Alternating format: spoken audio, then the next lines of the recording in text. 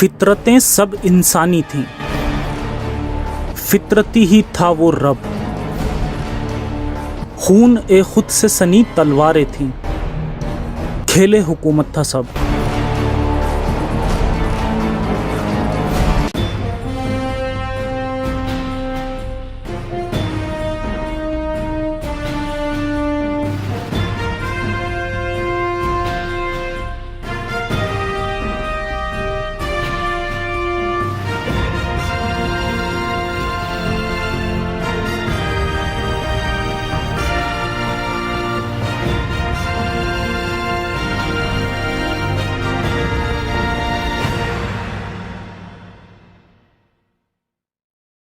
क्या वजह है कि हर साल मुहर्रम को शिया मुसलमान मातम करते हैं और अपना खून बहाते हैं?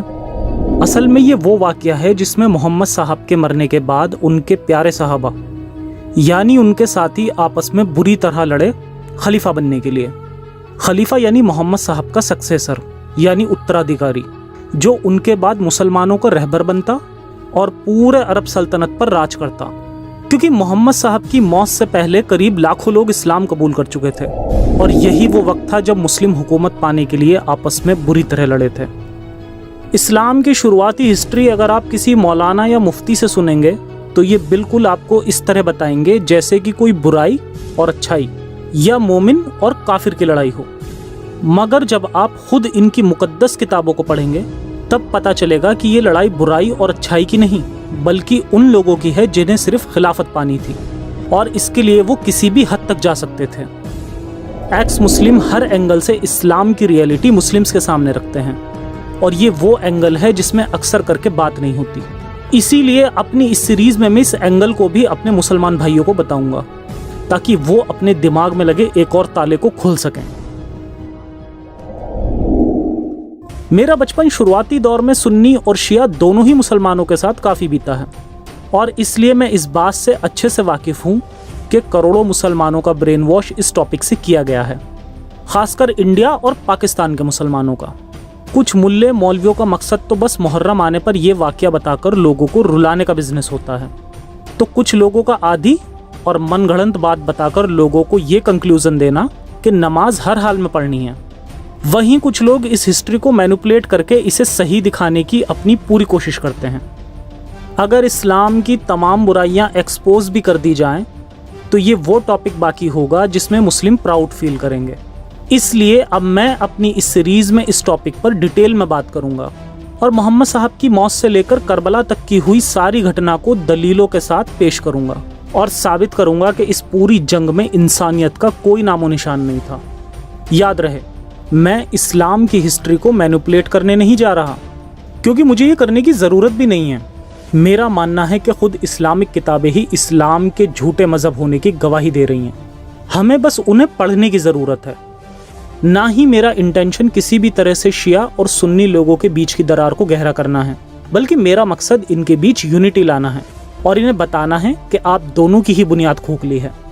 अब इस कहानी को शुरू से समझने की कोशिश करते हैं कि ये कॉन्फ्लिक्ट कहाँ से शुरू हुआ। नंबर 1, नबी का आखिरी हज। नबी ने अपनी ज़िंदगी के आखिरी साल 10 हिजरी 632 ईस्वी में अपना आखिरी हज किया, जिसे हज्जतुल विदा कहा जाता है। इस हज में नबी के साथ करीब 1.25 लाख मुसलमान उनका साथ दे रहे थे। इस मौके को उनकी ज़िंदगी का एक अहम लम्हा माना जाता है, जिसमें उन्होंने लाखों लोगों को अपना एक लंबा खुतबा दिया और फिर कुरान की आखिरी आयत अल यौमा अकमलतुम लकुम दीनकुम उन पर नाजिल हुई। आज मैंने तुम्हारे दीन को तुम्हारे लिए मुकम्मल कर दिया है और अपनी नेमत तुम पर पूरी कर दी है और तुम्हारे लिए इस्लाम को तुम्हारे दीन धर्म की हैसियत से कबूल कर लिया है। बस इस मौके पर इस्लाम कंप्लीट हो गया था और असल कॉन्फ्लिक्ट यहीं से शुरू हुआ, क्योंकि इस हज के बाद से नबी को अपने गले में जहर का असर महसूस होना शुरू हो गया और बस कुछ अरसे बाद नबी की वफ़ात भी हो गई थी। इस हज से करीब 7 साल पहले 3 हिजरी 625 ईस्वी को भी नबी ने अपने सहाबा से एक गजब की बात बोली। मुझे डर नहीं है कि तुम मेरे बाद मुशरिक हो जाओगे, लेकिन मुझे डर है कि तुम दुनियावी मालो दौलत के लालच में आ जाओगे और आपस में ही एक दूसरे को कत्ल करने लगोगे और फिर तबाह बर्बाद हो जाओगे जैसे तुमसे पहले के लोग तबाह हुए। नबी को जिस बात का डर था वो दोनों काम हुए। सहाबा मुशरिक भी बन गए जैसे रिद्दा वॉर اور जंग यमामा का वाक़या, और उनके सहाबा खिलाफत की लालच में आकर आपस में बुरी तरह लड़े भी। नंबर 2, गदीर कुंभ। खैर, ये नबी का आखिरी हज था जिसके बाद वो मक्का से वापस मदीना जा रहे थे। तभी उस सफ़र में वो बीच में ही गदीर कुंभ नामी जगह में रुक गए। रुकने की वजह बताई जाती है कि हज़रत अली, जो कि नबी के चाचाजाद भाई और दामाद हैं, उनकी बहस किसी मसले पर एक सहाबी से हो गई, जिस पर नबी ने अली की सपोर्ट में कुछ अल्फाज कहे, जैसे मन कुंत मौला फ़ा हज़ा अलीउन मौला, जिसका मैं मौला उसके अली मौला, और कहा अना मदीनतुल इल्म व अलीयुन बाबूहा, मैं इल्म यानी ज्ञान का शहर हूँ और अली उसका दरवाज़ा है, बस जिसको इस शहर में दाखिल होना है वो दरवाजे से दाखिल हो जाए। इस वजह से शिया लोग इस दिन को ईद गदीर के नाम से हर साल मनाते हैं, और उनका मानना है कि इतना कहने से ही मोहम्मद साहब ने अली को अगला खलीफा डिक्लेयर कर दिया था। वहीं सुन्नी मानते हैं कि नबी के ये अल्फाज बस हज़रत अली की शान बताने के लिए बोले गए थे, ना कि उन्हें सीधे लफ्ज़ों में खलीफा बताया गया था। और अगर नबी को खलीफा डिक्लेयर करना होता तो हज के वक्त ही बता देते, क्योंकि हज के दौरान सहाबा की ज़्यादा तादाद उनके साथ थी। मगर शॉकिंग फैक्ट ये भी है कि सुन्नियों की ही तारीख की किताब में ये भी मिलता है कि उस वक्त नबी ने अपना खलीफा डिक्लेयर बिल्कुल साफ अल्फाज में कर दिया था, मेरा भाई, मेरा जानशीन और मेरा सक्सेसर यानी उत्तराधिकारी तुम्हारे बीच में है, इसकी बात सुनो और इसकी इताअत भी करो। इसे कहते हैं कॉन्ट्राडिक्शन। हालांकि मैं इस्लाम की हिस्ट्री पर 1% भी बिलीव नहीं करता, मैं वही बातें कोट कर रहा हूँ जो लोगों के लिए ऑथेंटिक हैं। खैर, अब आगे चलते हैं। नंबर 3, मोहम्मद साहब की मौत। मोहम्मद साहब की मौत के वक्त का वाक़या भी खिलाफत के खेल को बखूबी बयान करता है। मौत से पहले रसूल अल्लाह के दर्द में इतनी ज़्यादा शिद्दत हो गई कि उन्होंने कहा, मुझे कलम और कागज़ दो ताकि मैं तुम्हारे लिए वसीयत लिख दूँ, जिससे मेरे बाद तुम कभी गुमराह नहीं होंगे। फिर रसूल के सहाबी आपस में लड़ने लगे। कुछ लोग चाहते थे कि नबी वसीयत लिखें, और कुछ लोग जैसे हज़रत उमर चाहते थे कि नबी वसीयत ना लिखें। फिर फरमाया, रसूल के सामने ये मुनासिब नहीं कि तुम झगड़ा करो। फिर रसूल ने कहा, मुझे अकेला छोड़ दो। यहाँ पर हज़रत उमर का नबी को वसीयत ना लिखने देना बिल्कुल इलॉजिकल है। कैसे, आइए समझते हैं। जब नबी ने कागज़ और कलम मांगा वसीयत लिखने के लिए, तब हज़रत उमर ने कहा कि हमारे पास खुदा का कलाम कुरान मौजूद है, लिहाजा हमें वसीयत की ज़रूरत नहीं। अब यहाँ सोचने वाली बात यह है कि नबी ने तो अपने आखिरी हज में ही मज़हब इस्लाम को कंप्लीट कर दिया था, अल यौमा अकमलतुम लकुम दीनकुम वाली आयत के साथ ही, यानी इस्लाम कंप्लीट हो गया है। और अब अगर नबी कोई बात कहेंगे तो वो इस्लाम का हिस्सा नहीं होगी, क्योंकि इस्लाम और उसके सारे रूल्स कंप्लीट हो गए हैं। अब अगर नबी कोई बात कहेंगे तो वो सिर्फ वसीयत और सलाह होगी, ना कि कुछ और। मेरे लॉजिक को और मजबूती मिलती है नबी के उमर की इस हरकत पर गुस्सा होने की बात से। मोहम्मद साहब की मौत गुस्से की हालत में हुई थी, वो उमर से गुस्सा थे, क्योंकि मोहम्मद साहब के कहने पर भी उमर ने इन्हें कागज़ और कलम नहीं दिया जिससे वो वसीयत लिख सकें। साफ जाहिर है कि अब नबी कोई दीनी बात नहीं बल्कि दुनियावी बात करने के लिए वसीयत लिखना चाह रहे थे। मगर आखिर ऐसी क्या बात थी जो हज़रत उमर ने उन्हें लिखने नहीं दिया? कहीं ये वसीयत खिलाफत के बारे में तो नहीं थी, क्योंकि ये दुनियावी मामला है और उनकी मौत के बाद यही सबसे इम्पॉर्टेंट भी है। शिया इस्लाम के अकॉर्डिंग नबी इस वक्त अली को अपना खलीफा वसीयत में लिखना चाह रहे थे, मगर हज़रत उमर ने उन्हें ऐसा करने नहीं दिया। जब नबी वसीयत ना लिख सके तब कहा जाता है कि वो कुछ अल्फाज को अपनी मौत से पहले बार बार दोहराते थे। और वो क्या थे? मौत के वक्त रसूल ने सहाबा को 3 चीज़ों की वसीयत की। पहली बात, मुशरिकीन को सरे ज़मीं अरब से निकाल दो। दूसरी बात, विदेशी कबाइल की खातिर करना। और तीसरी बात, सहाबी कहते हैं कि मैं भूल गया तीसरी बात क्या थी। तो सहाबी कहते हैं कि मैं भूल गया कि नबी ने तीसरी बात क्या कही थी। अब क्योंकि रेफरेंस 100% ऑथेंटिक है तो अब इससे 2 कंक्लूज़न निकलते हैं। पहला कि अगर यहाँ सहाबा भूल सकते हैं तो किसी और मौके पर क्यों नहीं, और ना जाने ऐसी कौन कौन सी बातें होंगी जो लोगों के भूल जाने की वजह से हम तक नहीं पहुँच पाई होंगी, जो इस बात को डायरेक्ट साबित करता है कि इस्लाम झूठा मज़हब है। या फिर दूसरा कंक्लूज़न यही हो सकता है कि नबी ने कोई ऐसी बात बोली होगी जो सहाबा दुनिया से छुपाना चाहते थे।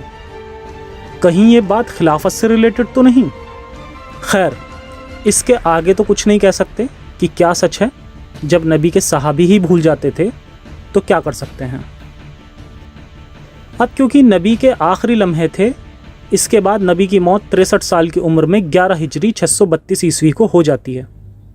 नबी की मौत के बाद कहा जाता है कि उनकी डेड बॉडी 2 से 3 दिन तक सड़ती रही और सहाबा के लिए उनको दफनाने के अलावा एक और भी ज़रूरी काम था, और वो था सकीफ़ा नामी मुकाम पर नेक्स्ट खलीफा कौन होगा ये डिस्कस करना। और इसी दौरान हज़रत अली और कुछ बनु हाशिम जो कि कुरैश कबीले का हिस्सा है, उसके लोग नबी के कफन दफन में बिजी थे, तो इसलिए हज़रत अली सकीफ़ा नामी जगह पर नहीं आ सके खुद को नॉमिनेट करने के लिए। नंबर 4, अबू बकर की खिलाफत। वहीं इसी दौरान सकीफ़ा में अंसार लोग यानी मदीना के लोग ये डिमांड कर रहे थे कि 2 खलीफा मुकर्रर किए जाएं, एक अंसार की तरफ से और दूसरा मुहाजिरीन यानी जो मक्का से मदीना इमिग्रेट होकर आए हैं, जिसके लिए कहा गया कि इब्ने मसूद ने कहा कि जब भी अल्लाह के रसूल किसी को हाकिम चुनते तो हमेशा एक शख्स अंसार में से और एक शख्स मुहाजिरीन में से चुनते थे। इसीलिए अंसार के लोगों ने भी गुजारिश की कि 2 खलीफा चुने जाएं। फिर उमर इब्न बिन खत्ताब उनके पास आया और कहा, अंसार क्या तुम नहीं जानते कि अल्लाह के रसूल अपने मर्ज वफात में अबू बकर को नमाज के लिए लोगों का इमाम बनाते थे? क्योंकि हज़रत अबू बकर नमाज के लिए चुने गए थे और बाकियों के मुकाबले उनकी उम्र भी ज़्यादा थी, इसीलिए उन्हें 58 साल की उम्र में 11 हिजरी 632 ईस्वी में खलीफा चुन लिया गया। हज़रत मोहम्मद की मौत के बाद काफ़ी लोगों ने इस्लाम को छोड़ दिया था और काफ़ी लोगों ने मोहम्मद साहब की तरह झूठा नबूवत का दावा करके ख़ुद को नबी घोषित कर दिया था, और अब उनके हज़ारों फॉलोअर्स भी बनते जा रहे थे। तो इसीलिए अबू बकर ने उन्हें कई जंगों जैसे रिद्धा और यमामा की लड़ाई में हरा दिया, क्योंकि मोहम्मद साहब की तरह उनके भी हज़ारों फॉलोअर्स बन गए थे, जिससे ये बात भी साफ़ हो जाती है कि उस वक्त के अरब के लोग बहुत जाहिल थे। उन्हें तो बस अपने ऊपर कोई लीडर चाहिए ही था, बस फ़र्क यह है कि वो ज़्यादा टाइम तक पनप नहीं पाए। अबू बकर के खलीफा बनने के बाद कई सारे ऐसे लोग भी थे जो अबू बकर को अपना खलीफा ना मानकर हज़रत अली को अपना खलीफा मानते थे, जैसे बिन अस्वाद, अबू ज़र गफ़ारी, सलमान फ़ारसी और मोहम्मद साहब के चचा अब्बास इब्न अब्दुल मुत्तलिब और चंद थोड़े से लोग। अकॉर्डिंग टू शिया इस्लाम वो मानते हैं कि हज़रत अली से पहले जितने भी खलीफा बने सब अपनी ज़ोर ज़बरदस्ती से बने, बल्कि उनके यहाँ तो खिलाफत की कॉन्सेप्ट की जगह इमामत का कॉन्सेप्ट है, जिसमें इनके टोटल 12 इमाम हैं। नंबर 5, फ़ातिमा की मौत। अली और उनके फॉलोअर्स अपने दावे में डटे रहे, जिसमें से अक्सर करके ख़ुद मोहम्मद साहब के ख़ानदान वाले ही थे, जो अली को अपना खलीफा तस्लीम कर चुके थे बजाय अबू बकर के। जब अली और उनकी टोली को सकीफ़ा में जो कुछ हुआ उसके बारे में पता चला, तब उसके बाद से अली और उनके सपोर्टर्स हज़रत फ़ातिमा के घर में जमा होने लगे। अबू बकर और उमर अली के दावों से पूरी तरह वाकिफ़ थे और उन्हें अली के साथियों से डर लग रहा था, इसीलिए अबू बकर और उमर ने उन्हें मस्जिद में बुलाया अबू बकर की बैत करने के लिए, मगर अली ने साफ इनकार कर दिया, और इसलिए अबू बकर और उमर के हुक्म पर सैनिकों ने हथियारों के साथ हज़रत फ़ातिमा के घर को घेर लिया और इन्होंने धमकी दी कि अगर अली और उनके साथियों ने बाहर आने से इनकार कर दिया तो इस घर को आग लगा दी जाएगी। ये मंजर बहुत भयानक बन गया और हज़रत फ़ातिमा बहुत गुस्सा हो गई। ये दलील भी सुन्नियों की तारीख़ और हदीस दोनों ही किताबों में मौजूद है और कई जगह रिपीट हुई है। अब यहाँ से शिया और सुन्नी का अपना एक अलग मसला है कि इसी मौके में हज़रत उमर ने हज़रत फ़ातिमा का घर जला दिया था और घर के दरवाजे को तोड़ दिया था, जिसके बाद हज़रत फ़ातिमा का इंतकाल हो जाता है। इस पर मैं ज़्यादा डिटेल में नहीं जाऊँगा, लेकिन ये ज़रूर दिखाना चाहूँगा, हज़रत फ़ातिमा का इंतकाल 27 साल की उम्र में 11 हिजरी 632 ईस्वी में हुआ था और मदीना में जन्नतुल बकी के कब्रिस्तान में कहीं चुपचाप बगैर किसी निशान और पहचान के उनके शोहर हज़रत अली ने उनको दफनाया था और यही उनकी वसीयत थी। यहाँ ना जाने क्या वजह हुई कि हज़रत फ़ातिमा का इंतकाल महज 27 साल की उम्र में हो जाता है, वो भी उसी साल जिस साल उनके वालिद हज़रत मोहम्मद का इंतकाल हुआ था। और वो अबू बकर से भी नाराज़ थी, क्योंकि अबू बकर ने इन्हें नबी के मरते वक्त जो माल और दौलत छोड़ गए थे, हज़रत अबू बकर ने उन्हें उसमें से कोई भी हिस्सा नहीं दिया था और सारा माल खैरात कर दिया था। शायद इसीलिए हज़रत फ़ातिमा नाराज़गी की हालत में वफ़ात पा जाती हैं। खैर, हम अपने खिलाफत के मौजू पर वापस आते हैं। शुरुआती वक्त तक हज़रत अली ख़ुद को खिलाफत का हकदार मानते थे, मगर कुछ वक्त बाद उन्होंने भी अबू बकर की बैत कर ली। अली ने अबू बकर की बैत शुरुआती 6 महीने तक नहीं की, यानी जब तक हज़रत फ़ातिमा ज़िंदा थी। उनकी मौत के बाद और अरब कबीलों के बीच बगावत फूट पड़ने के बाद अली को अबू बकर के साथ सुलह करने पर मजबूर होना पड़ा। अब ऐसा नहीं है कि ये वीडियो और वाक़या मैंने शियाइज़्म के फेवर में प्रेजेंट किया है। अब तक जितनी भी दलीलें दी हैं वो सारी सुन्नी इस्लाम की ऑथेंटिक बुक से ही दी गई हैं, क्योंकि शिया और सुन्नी दोनों में ही सेम वाक़या बयान किया गया है। बस फ़र्क यह है कि सुन्नी स्कॉलर्स आम तौर पर इन बातों को आवाम के सामने नहीं लाते। शायद अगर वो बता देंगे तब उन्हें इस हदीस को भी तस्लीम करना पड़ जाएगा कि रसूल ने कहा था कि अबू बकर मेरे बाद जुल्म व ज़ोर के साथ खलीफा होंगे और उसके बाद उमर खलीफा होंगे। हज़रत उमर का कत्ल और हज़रत उस्मान का दौर ए खिलाफत।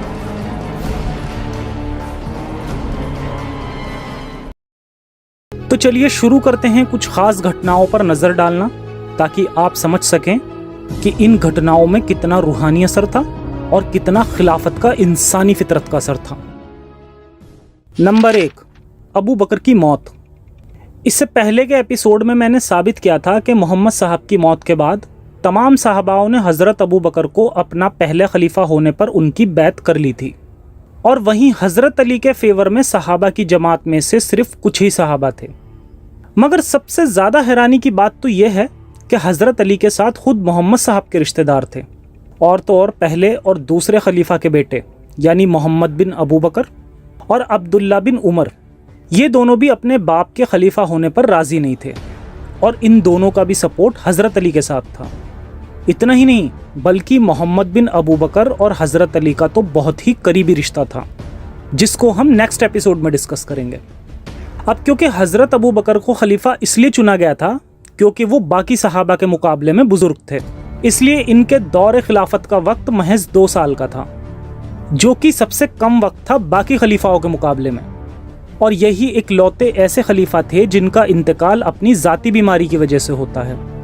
इनके बाद जितने भी खलीफा बने सबको शहीद कर दिया गया था। 2 साल की खिलाफत के बाद इनका इंतकाल 13 हिजरी 634 ईस्वी को हो जाता है। मौत से पहले इन्होंने वसीयत की कि इनके बाद दूसरे खलीफा हज़रत उमर ही होंगे, क्योंकि उमर ने इनको खलीफा बनवाया था, इसलिए ये चाहते थे कि उनके बाद उमर खलीफा बने। हालांकि उमर बहुत ताकतवर और गुस्से वाला आदमी था, जिससे प्रॉफिट मोहम्मद भी डरते थे, जिस पर मेरी पूरी वीडियो है जिसमें मैंने इसे साबित भी किया है। और यहाँ उमर ही पहले खलीफा बनते, लेकिन उमर को पता था कि अबू बकर बूढ़े हैं और ज़्यादा नहीं जिएंगे, इसलिए इन्होंने अबू बकर को खलीफा बनने दिया, और उनके मरते वक्त अपने खलीफा बनने का रास्ता अबू बकर से वसीयत करवाने के खेल से साफ कर दिया। नंबर 2, उमर की खिलाफत। खैर, अबू बकर के बाद उमर को दूसरा खलीफा चुन लिया जाता है। इनके दौर खिलाफत में लोग डर डर के रहते थे, क्योंकि बात बात पर इनकी कत्ल करने की आदत थी। और जैसा कि मैंने बताया भी था कि रसूल से तो ये उनके वक्त में कुरान की अपनी मर्जी की आयतें भी नाजिल करवा लिया करते थे। कहा जाता है कि रसूल अल्लाह ने हुसैन की शहादत के बारे में पहले ही बता दिया था, जो कि लॉजिकली एक झूठ है, क्योंकि हदीसों को जमा ही मोहम्मद साहब की मौत के करीब 300 साल के बाद किया गया था। तब तो करबला का वाक़या हुए भी काफ़ी टाइम बीत गया था। इस तरह की हदीस एक्यूरेट तब मानी जाती जब इसे किसी इवेंट से पहले ही लिख लिया जाता, और वैसे भी रसूल की कितनी ही प्रोफेसीज आज के वक्त में गलत साबित हो गई हैं, जिस पर मैं फिर कभी बात करूँगा। खैर, हज़रत उमर के दौरे खिलाफत की एक अजीब हदीस हमें मिलती है, जिसमें पता चलता है कि उस वक्त के यहूदी और ईसाई मोहम्मद साहब से अच्छी प्रोफेसीज कर दिया करते थे। प्रोफेसीज मतलब कि वो भविष्यवाणियाँ जो कि किसी पैगंबर ने की हों। उमर के बाद के खलीफाओं के बारे में इन्होंने पहले ही बता दिया था, और वो भी बाइबल से। उमर ने एक पादरी को बुलवाया और इससे कहा, तौरात में तुम मुझे किस तरह पाते हो? उसने कहा, मजबूत और अमानतदार। फिर उमर ने कहा, मेरे बाद आने वाले खलीफा को किस तरह देखते हो? इसने कहा, मैं इसे नेक खलीफा पाता हूँ, सिवाय इस बात के कि वो अपने सगे रिश्तेदारों को ऊंचे ऊंचे ओहदों पर बिठा देगा। इस पर उमर ने 3 बार कहा, अल्लाह उस्मान पर रहम करे। फिर उमर ने कहा, इसके बाद वालों को किस तरह पाते हो? तो वो बोला कि उसकी खिलाफत फितने के दौर में होगी। कितने ताज्जुब की बात है कि एक पादरी ने तौरात में से हज़रत उस्मान और हज़रत अली की खिलाफत के बारे में एकदम सही जानकारी दे दी। हज़रत उमर का कत्ल। हज़रत उमर के पास मुगीरा बिन शुएबा का गुलाम अबू लुलू फिरोज आया और अपने मालिक की शिकायत की कि वो हर रोज़ मेरी कमाई का एक बड़ा हिस्सा मुझसे लेता है। उमर ने पूछा, तुम क्या काम करते हो? उसने जवाब दिया, मैं बढ़ई, मिस्त्री और लोहार का काम करता हूँ। इस पर उमर ने कहा, तुम्हारे काम को देखकर ये रकम बहुत बड़ी नहीं लगती? अबू लुलू उमर के इस जवाब से खुश ना हुआ और वहाँ से जाने लगा। उमर ने इससे पूछा कि क्या तुम मेरे लिए एक चक्की बना सकते हो? तो इसने जवाब दिया, अगर आप जिंदा रहे तो मैं आपके लिए चक्की बना दूंगा। इस पर उमर ने खुद से कहा कि अबू लुलू मुझे मौत की धमकी देकर गया है। एक रोज़ हज़रत उमर जब सुबह के वक्त फजर की नमाज पढ़ाने के लिए गए, उन्होंने जमात को दुरुस्त करवाया और नमाज शुरू कर दी। अबू लुलू मस्जिद में पहले से छुपा हुआ था और उमर के आने का इंतज़ार कर रहा था। जब उसने नमाज की हालत में उमर को पाया तो उमर तक पहुंचने के लिए इसने जमात में से कई नमाजियों को जख्मी करा, जिसमें से कितने ही शहीद भी हो गए थे। और फिर हज़रत उमर पर उस खंजर से 6 बार वार किया, जिसको इसने जहर के अंदर 2 से 3 दिनों तक डुबो कर रखा था। फिर उमर पर हमला करने के बाद जब ये वहां से भागा तब अबू लुलू को पकड़ लिया गया और फिर इसने खुदकुशी भी कर ली। ये था हज़रत उमर की मौत का वाक़या, जिसके बाद 61 साल की उम्र में 64 हिजरी 644 ईस्वी को इनका इंतकाल हो जाता है। जब अब्दुल्ला बिन उमर को पता चला कि इनके वालिद को शहीद कर दिया गया है, तब इन्होंने तलवार उठाई और मदीना के कितने ही लोगों को मार दिया, सिर्फ शक की बुनियाद पर। हालांकि जो असल कातिल था उसे उसी वक्त मार दिया गया था, या कुछ रिवायतों के मुताबिक उसने खुदकुशी भी कर ली। फिर भी इसने मदीना के लोगों को मारना शुरू कर दिया। सहाबा ने जब इसको पकड़ा तब इन्हें चाहिए था कि वो इस्लामिक शरिया के हिसाब से अब्दुल्ला बिन उमर को भी सज़ा देते, मगर इन्होंने सिर्फ इसे घर में कैद कर दिया और जब हज़रत उस्मान की खिलाफत आई तब इसे रिहा कर दिया गया। मुसलमानों का कहना है कि हज़रत उमर का कातिल अबू लुलू फिरोज़ मुसलमान नहीं था, बल्कि आतिश परस्त था, यानी मजूसी, जो आग की पूजा करते हैं। मगर सवाल यह है कि मोहम्मद साहब के वक्त से ही मक्का और मदीना में काफिरों के आने पर पाबंदी थी, तो ये उस वक्त मदीना में क्या कर रहा था और तो और मस्जिद के अंदर कैसे दाखिल हुआ? हालांकि सुन्नी की ही बुक से पता चलता है कि अबू लुलू की बेटी भी मुसलमान थी। नंबर 3, उस्मान की खिलाफत। फिर हज़रत उमर की शहादत के बाद हज़रत उस्मान को तीसरा खलीफा चुन लिया जाता है। अब हज़रत उस्मान का दौर खिलाफत कैसा था, आइए वो भी देखते हैं। हज़रत अबू बकर अपने दौर खिलाफत में हमेशा मिंबर पर रसूल के बैठने की जगह से एक सीट नीचे बैठा करते थे, और हज़रत उमर हज़रत अबू बकर से भी एक सीट नीचे बैठा करते थे। मगर हज़रत उस्मान खलीफा बनने के बाद एक बार जब खुतबा देने के लिए मिंबर पर चढ़े तो उस जगह पर जा बैठे जहां अल्लाह के रसूल बैठा करते थे। एक वर्ड है नेपोटिज्म, जिससे आप अच्छी तरह वाकिफ़ होंगे। उस्मान ने खलीफा बनने के बाद यही काम किया। जैसा कि उस पादरी ने उस्मान के बारे में बताया था, उस्मान ने खलीफा बनते ही अपने सगे रिश्तेदारों को ऊंचे ऊंचे ओहदों पर बिठा दिया। हज़रत उस्मान ने खलीफा बनने के बाद अपने भाई वलीद बिन उकबा को कूफा का गवर्नर बना दिया, और अपने कजिन अब्दुल्ला बिन अमर को बसरा का गवर्नर, और अपने रज़ाई भाई अब्दुल्ला बिन साद को मिस्र का गवर्नर, और मुआविया बिन अबू सुफियान जो कि इनके ही कबीले का था, उसे सीरिया का गवर्नर बना दिया गया। यही वजह बनी कि सारे गवर्नर उस्मान के लिए तो वफादार थे, मगर आवाम को इनसे बहुत तकलीफ हुई और इसीलिए लोगों ने बगावत भी शुरू कर दी, क्योंकि इनका मानना था कि उस्मान के चुने गए गवर्नर बैतुल माल यानी सरकारी खजाने को अपनी मर्जी की शाही जिंदगी जीने के लिए इस्तेमाल कर रहे हैं, बजाय आवाम की तरक्की में उसे खर्च करते। इसके जवाब में हज़रत उस्मान हमेशा यही कहते थे कि मैं उन लोगों को बाकी मुसलमानों के मुकाबले ज़्यादा बेहतर समझता हूँ। आइए अब उस्मान के चुने गए गवर्नर्स किस तरह के मुसलमान थे उसका भी जायज़ा ले लेते हैं, वो भी तारीख और हदीस दोनों ही किताबों से। उस्मान ने जिस अब्दुल्ला बिन साद को मिस्र का गवर्नर चुना था वो एक एक्स मुस्लिम था। पहले वो कातिब वही यानी जो आसमानी बातें रसूल को ऊपर नाजिल होती थीं उन्हें लिखा करता था। इसने देखा कि लोग अक्सर मोहम्मद साहब को अच्छा मशवरा देते थे तो वो भी उसे खुदा का कलाम बता देते थे। एक बार जब रसूल पर कुरान की एक आयत उतर रही थी तब अब्दुल्ला बिन साद उसे लिख रहा था। जब इसने रसूल को मशवरा दिया कि अगर इस आयत को इस तरह रखें तो अच्छा होगा, तो इस पर रसूल ने कहा हाँ ठीक है, ऐसे ही लिख दो। शायद इस पर अब्दुल्ला बिन साद सोचने पर मजबूर हो गया कि अल्फाज तो मैंने अदा करे हैं, फिर ये खुदा का कलाम कैसे हो सकता है। फिर ये सारा खेल समझ गया कि मोहम्मद साहब कोई अल्लाह के रसूल नहीं है, ये बस अपनी मर्जी से खुद को नबी बता रहे हैं। बाद में ये इस्लाम छोड़ देता है और मक्का जाकर मोहम्मद साहब के बारे में सबको बताने लगता है। जिस दिन मक्का फतेह हुआ रसूल ने सबको माफ़ कर दिया सिवाय 4 मर्द और 2 औरतों के, और फरमाया इन्हें अगर तुम काबा के गिलाफ में भी लिपटा हुआ पाओ तब भी कत्ल कर दो। जिसमें से एक था अब्दुल्ला बिन साद, जो हज़रत उस्मान का रज़ाई भाई था और उस्मान के घर में जाकर छुप गया। बाद में हज़रत उस्मान इनको नबी के पास ले गए और उनको माफ़ करने की दरख्वास्त की। नबी ने साफ मना कर दिया। फिर उस्मान ने इसी तरह 3 बार इनसे सिफारिश की कि वो इनके भाई को माफ़ कर दें, और आखिर में नबी मान भी गए। फिर नबी ने अपने सहाबा से फरमाया कि जब मैं बैत करने से इनकार कर रहा था, तब क्या तुम में से कोई समझदार शख्स नहीं था जो इसे उसी वक्त कत्ल कर देता? सहाबा ने कहा कि आप हमें आँख से इशारा कर देते। नबी ने कहा कि मेरे लिए मुनासिब नहीं कि मैं आँख से इशारा करूँ। यानी कि रसूल भी चाहते थे कि उसे फ़तेह मक्का के वक्त कत्ल कर दिया जाए, मगर सहाबा की मिसअंडरस्टैंडिंग की वजह से उसकी जान बच गई, और फिर उस्मान गुजारिश करके उसकी जान बचा लेता है। ये था वो गवर्नर जो कि एक्स मुस्लिम था। अब दूसरे को देखते हैं जो कि शराबी था, वो भी तारीख की किताब से नहीं बल्कि हदीस की किताब से, जो कि तारीख से भी ज़्यादा ऑथेंटिक है। कूफे के गवर्नर वलीद बिन उकबा ने लोगों को सुबह के वक्त 2 रकात नमाज पढ़ाई और फिर इसमें इजाफा करने को भी कहा। इस पर वलीद के खिलाफ 2 गवाह उठ खड़े हुए। एक ने कहा कि वलीद ने शराब पी है और दूसरे ने कहा कि मैंने इसे उल्टी भी करते देखा है। जब ये मामला उस्मान के पास लाया गया तब उस्मान ने अली से कहा कि इस पर कोड़े लगाओ, और यही हाल बाकियों का भी था।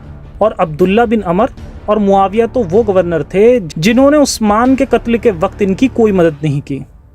इसके साथ उस्मान पर यह भी इल्ज़ाम था कि उसने बैतुल माल यानी सरकारी खजाने में से खूब खर्च करना शुरू कर दिया और बड़ी बड़ी रकम अपने रिश्तेदारों में भी बांट दी। औरतों और सैनिकों और अवाम को जो अलग अलग मौके पर वजीफे मिलते थे उसे भी उस्मान ने बंद कर दिया। इसके साथ साथ उस्मान के दौरे खिलाफत में ज़कात की रकम का भी हिसाब किताब ठीक से नहीं किया जाता था, जिस पर कहा जाता है कि अगर हज़रत अली को उस्मान के खिलाफ बगावत करनी होती तो इस वक्त करते, मगर वो फिर भी शांत रहे। उस्मान के एजेंट्स ज़कात का हिसाब किताब गलत तरीके से करते थे। इस पर हज़रत अली ने उस्मान को ज़कात का वो दस्तावेज़ भिजवाया जो रसूल ने बनवाया था और उस्मान से इसके हिसाब से फ़ैसला करने को कहा, मगर उस्मान ने लेने से इनकार कर दिया और कहा कि मुझे इसकी ज़रूरत नहीं। ऐसे कितने ही किस्से तारीख़ और हदीस की किताबों में भरे पड़े हैं जिन मौके पर उस्मान के खिलाफत में आवाम बगावत करने लगी और उन्हें शहीद करने के मंसूबे बनाने लगी। नंबर 4, उस्मान के खिलाफ बगावत। जब उस्मान की खिलाफत में इस तरह के वाक़यात पेश आए जिससे तंग आकर पूरी मुस्लिम आवाम चाहती थी कि उस्मान या तो ठीक से इंसाफ करे या फिर तलवार के दम पर उनसे शर्तें मनवाई जाएं। अगर फिर भी ना माने तब उन्हें शहीद कर देना ही आवाम को ठीक लगा। जिसके बाद हज़ारों लोग मदीना में जमा होने लगे, जिसमें से 6000 बागी लोग तो सिर्फ मिस्र से आए थे, क्योंकि वो चाहते थे कि मिस्र का गवर्नर वो अब्दुल्ला बिन साद ना हो जिसको खुद उस्मान ने चुना, बल्कि वो अपना गवर्नर पहले खलीफा के बेटे मोहम्मद बिन अबू बकर को बनाना चाहते थे। फिर इनके साथ कूफे के बागी और बसरा और बाकी तमाम जगहों के लोग एक साथ मदीना आकर उस्मान से सवाल जवाब करने लगे। इस मौके पर बहस लंबी चली और उस्मान को भी डर था कि लोग अचानक से जज्बाती होकर हमला ना कर दें। आखिर में उस्मान ने कहा, अच्छा ठीक है, तुम जिसे चाहो अपना गवर्नर चुन लो। और इस तरह उस्मान बागियों को शांत करने की पूरी कोशिश करने लगा और उनकी हाँ में हाँ भरने लगा। बागियों ने जब देखा कि उस्मान उनकी शर्तों को मानने लगा है तो फिर उन्होंने उस्मान को कत्ल करने का इरादा छोड़ दिया और वापस मिस्र की तरफ रवाना होने लगे। जिसके बाद एक अजीब सी घटना पेश आई। जब बागियों का गिरोह वापस मिस्र की ओर रवाना हुआ तो उन्होंने रास्ते में एक ऊंट सवार को देखा जो काफ़ी तेज़ी के साथ मिस्र की ओर जा रहा था। जब लोगों को इसकी चाल और ढाल में शक हुआ तो इसको पकड़ा गया। इसने कहा कि वो खलीफा उस्मान के ख़त को मिस्र के गवर्नर अब्दुल्ला बिन साद के पास ले जा रहा है। बागियों ने कहा कि मिस्र के नए गवर्नर अब मोहम्मद बिन अबू बकर हैं। फिर लोगों ने इसकी तलाशी ली और उन्हें खलीफा उस्मान का ख़त मिला जिसमें लिखा था कि अब्दुल्ला बिन साद बिन अबू साद, जब ये बागी गिरोह तुम्हारे पास आएँ तब इन्हें पकड़ो और इनके हाथ पांव काट दो। और कुछ रिवायतों के मुताबिक कहा कि इन्हें पकड़ो और इन्हें कत्ल कर दो, जिस पर हज़रत उस्मान की मोहर भी लगी थी। बागी समझ गए कि उस्मान अभी भी उनकी शर्तें नहीं मानेगा, बल्कि वो उल्टा हम सबको कत्ल करवाना चाहता है। इस पर बागी फिर से मदीना की ओर जमा होने लगे। जब बागी वापस मदीना में जमा होने लगे और उस्मान से इस पर सवाल किया तो उस्मान ने कहा कि उसे ऐसे किसी ख़त के बारे में नहीं पता। अब यहाँ पर 2 पॉसिबिलिटीज़ हो सकती हैं, या तो वो ख़त सच में उस्मान ने भेजा होगा या फिर ख़ुद उस्मान के किसी करीबी ने, क्योंकि उस पर सरकारी मोहर भी लगी थी। ये ख़त लिखने वाले असल में उस्मान थे या कोई और उनके करीबी, इस पर तारीख़ में ज़्यादा डिटेल में नहीं आया है। इस मौके के बाद बागियों को समझ आया कि उस्मान सिफारिश करके मानने वालों में से नहीं है, उन पर ज़ोर ज़बरदस्ती करके उनसे अपने फ़ैसले मनवाने चाहिए। जिसके बाद अवाम की शर्तें मनवाने के लिए बागियों ने उस्मान के घर को चारों तरफ से घेर लिया और उस्मान को उनके ही घर में कैद कर दिया और खाना पानी की सप्लाई बंद कर दी ताकि भूख प्यास की शिद्दत के बाद उस्मान अवाम की शर्तें मान ले। हजरत उस्मान का कातिल कौन? क्यों कोई मदद मांगने पर भी आगे नहीं आया? और कैसे उस्मान के कत्ल होते ही आपसी रंजिशों ने सिविल वॉर का रूप लिया?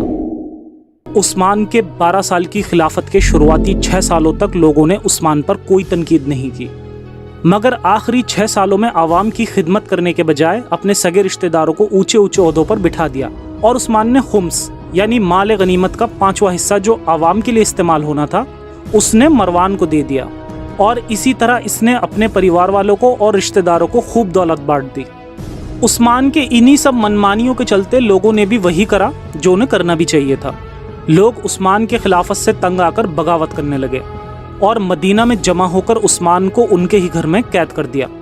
इस मौके पर पूरा मुस्लिम समाज उस्मान के खिलाफ खड़ा हो गया था, सिवाय बनु उमैया के लोगों के, क्योंकि ये उस्मान का खानदान था जो कि कुरैश कबीले का ही एक हिस्सा था।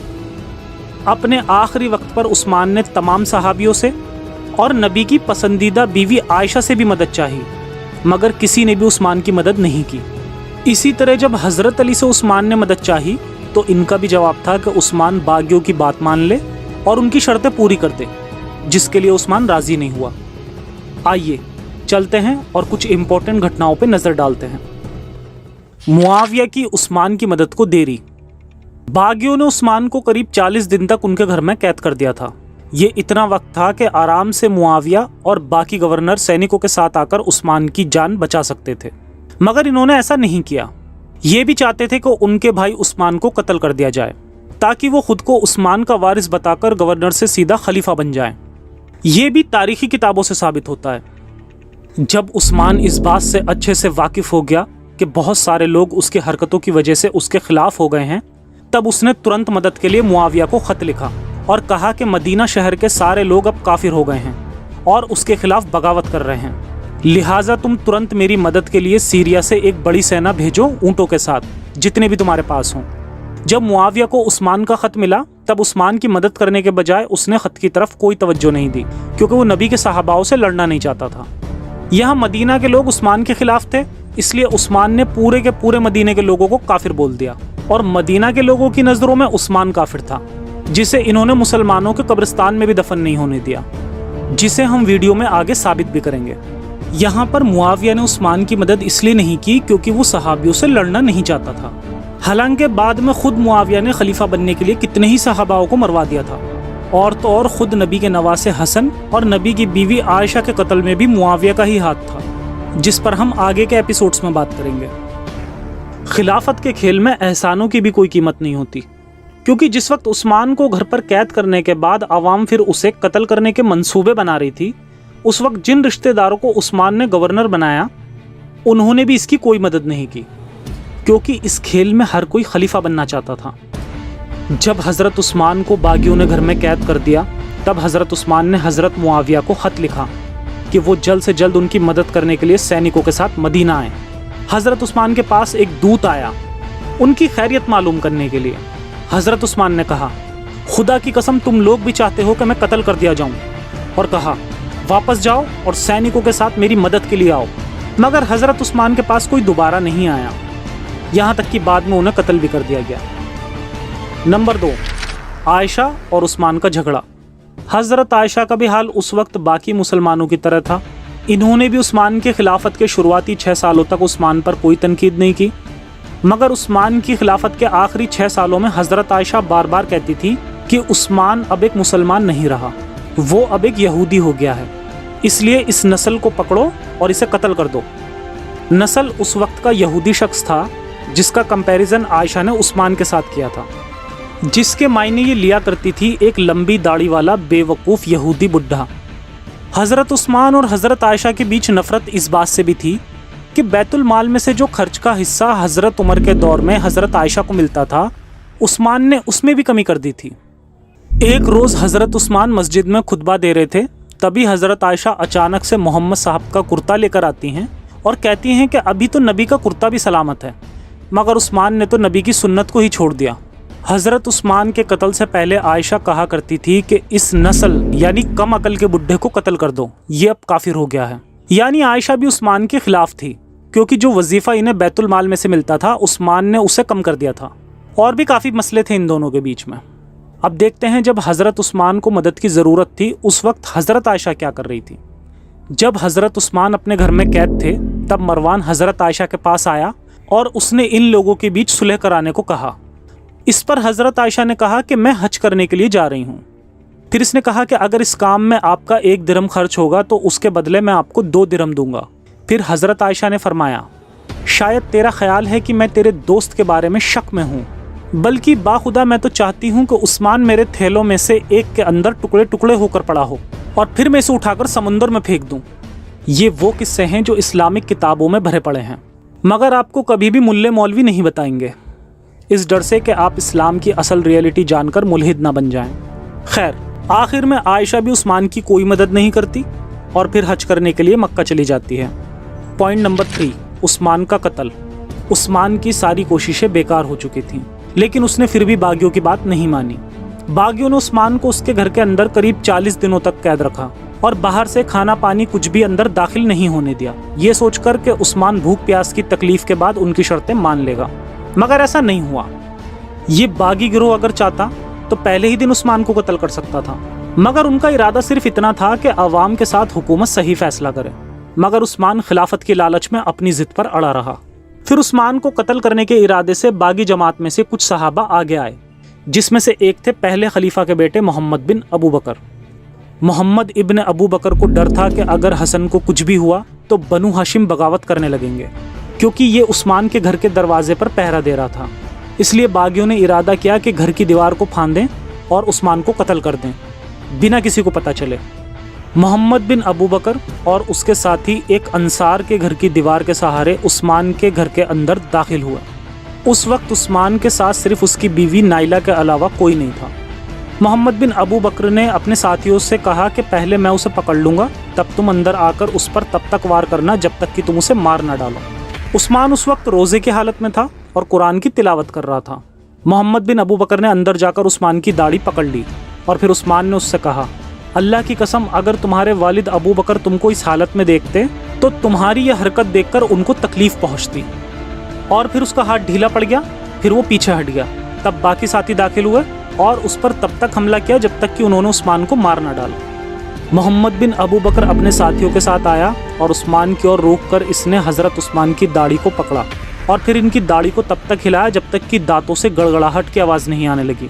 फिर मोहम्मद बिन अबू बकर ने कहा, मुआविया ने तुम्हारी कोई मदद नहीं की, ना ही अब्दुल्ला इब्न अमर ने, और ना ही तुम्हारे लिखे किसी ख़त ने।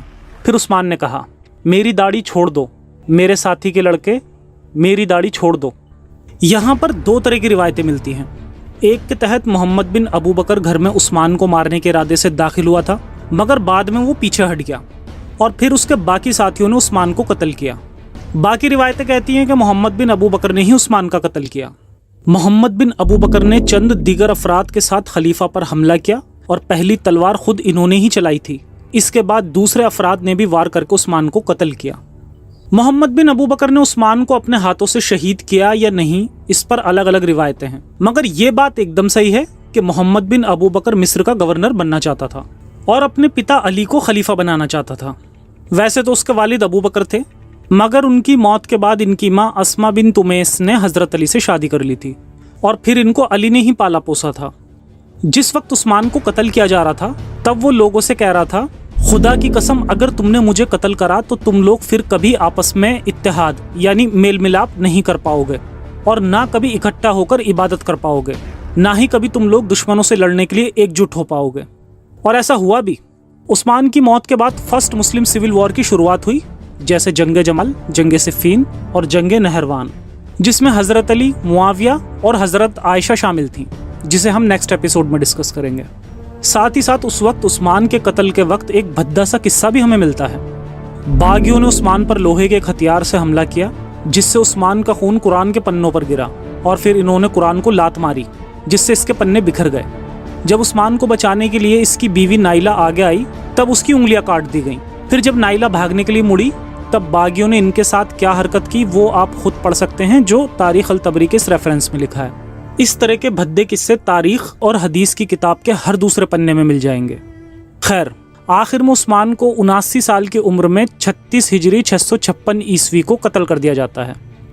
नंबर 4, उस्मान के कत्ल में बाकी सहाबाओं का हाथ। मुसलमानों के बीच ये बात भी मशहूर है कि हज़रत उस्मान का कत्ल मिस्र से आए लोगों ने किया था, मगर उनके कत्ल में किसी भी सहाबा का हाथ नहीं था। आज इनका ये वहम भी दूर हो जाएगा कि किस तरह नबी के बाकी सहाबियों ने मिलकर ही हज़रत उस्मान का कत्ल किया।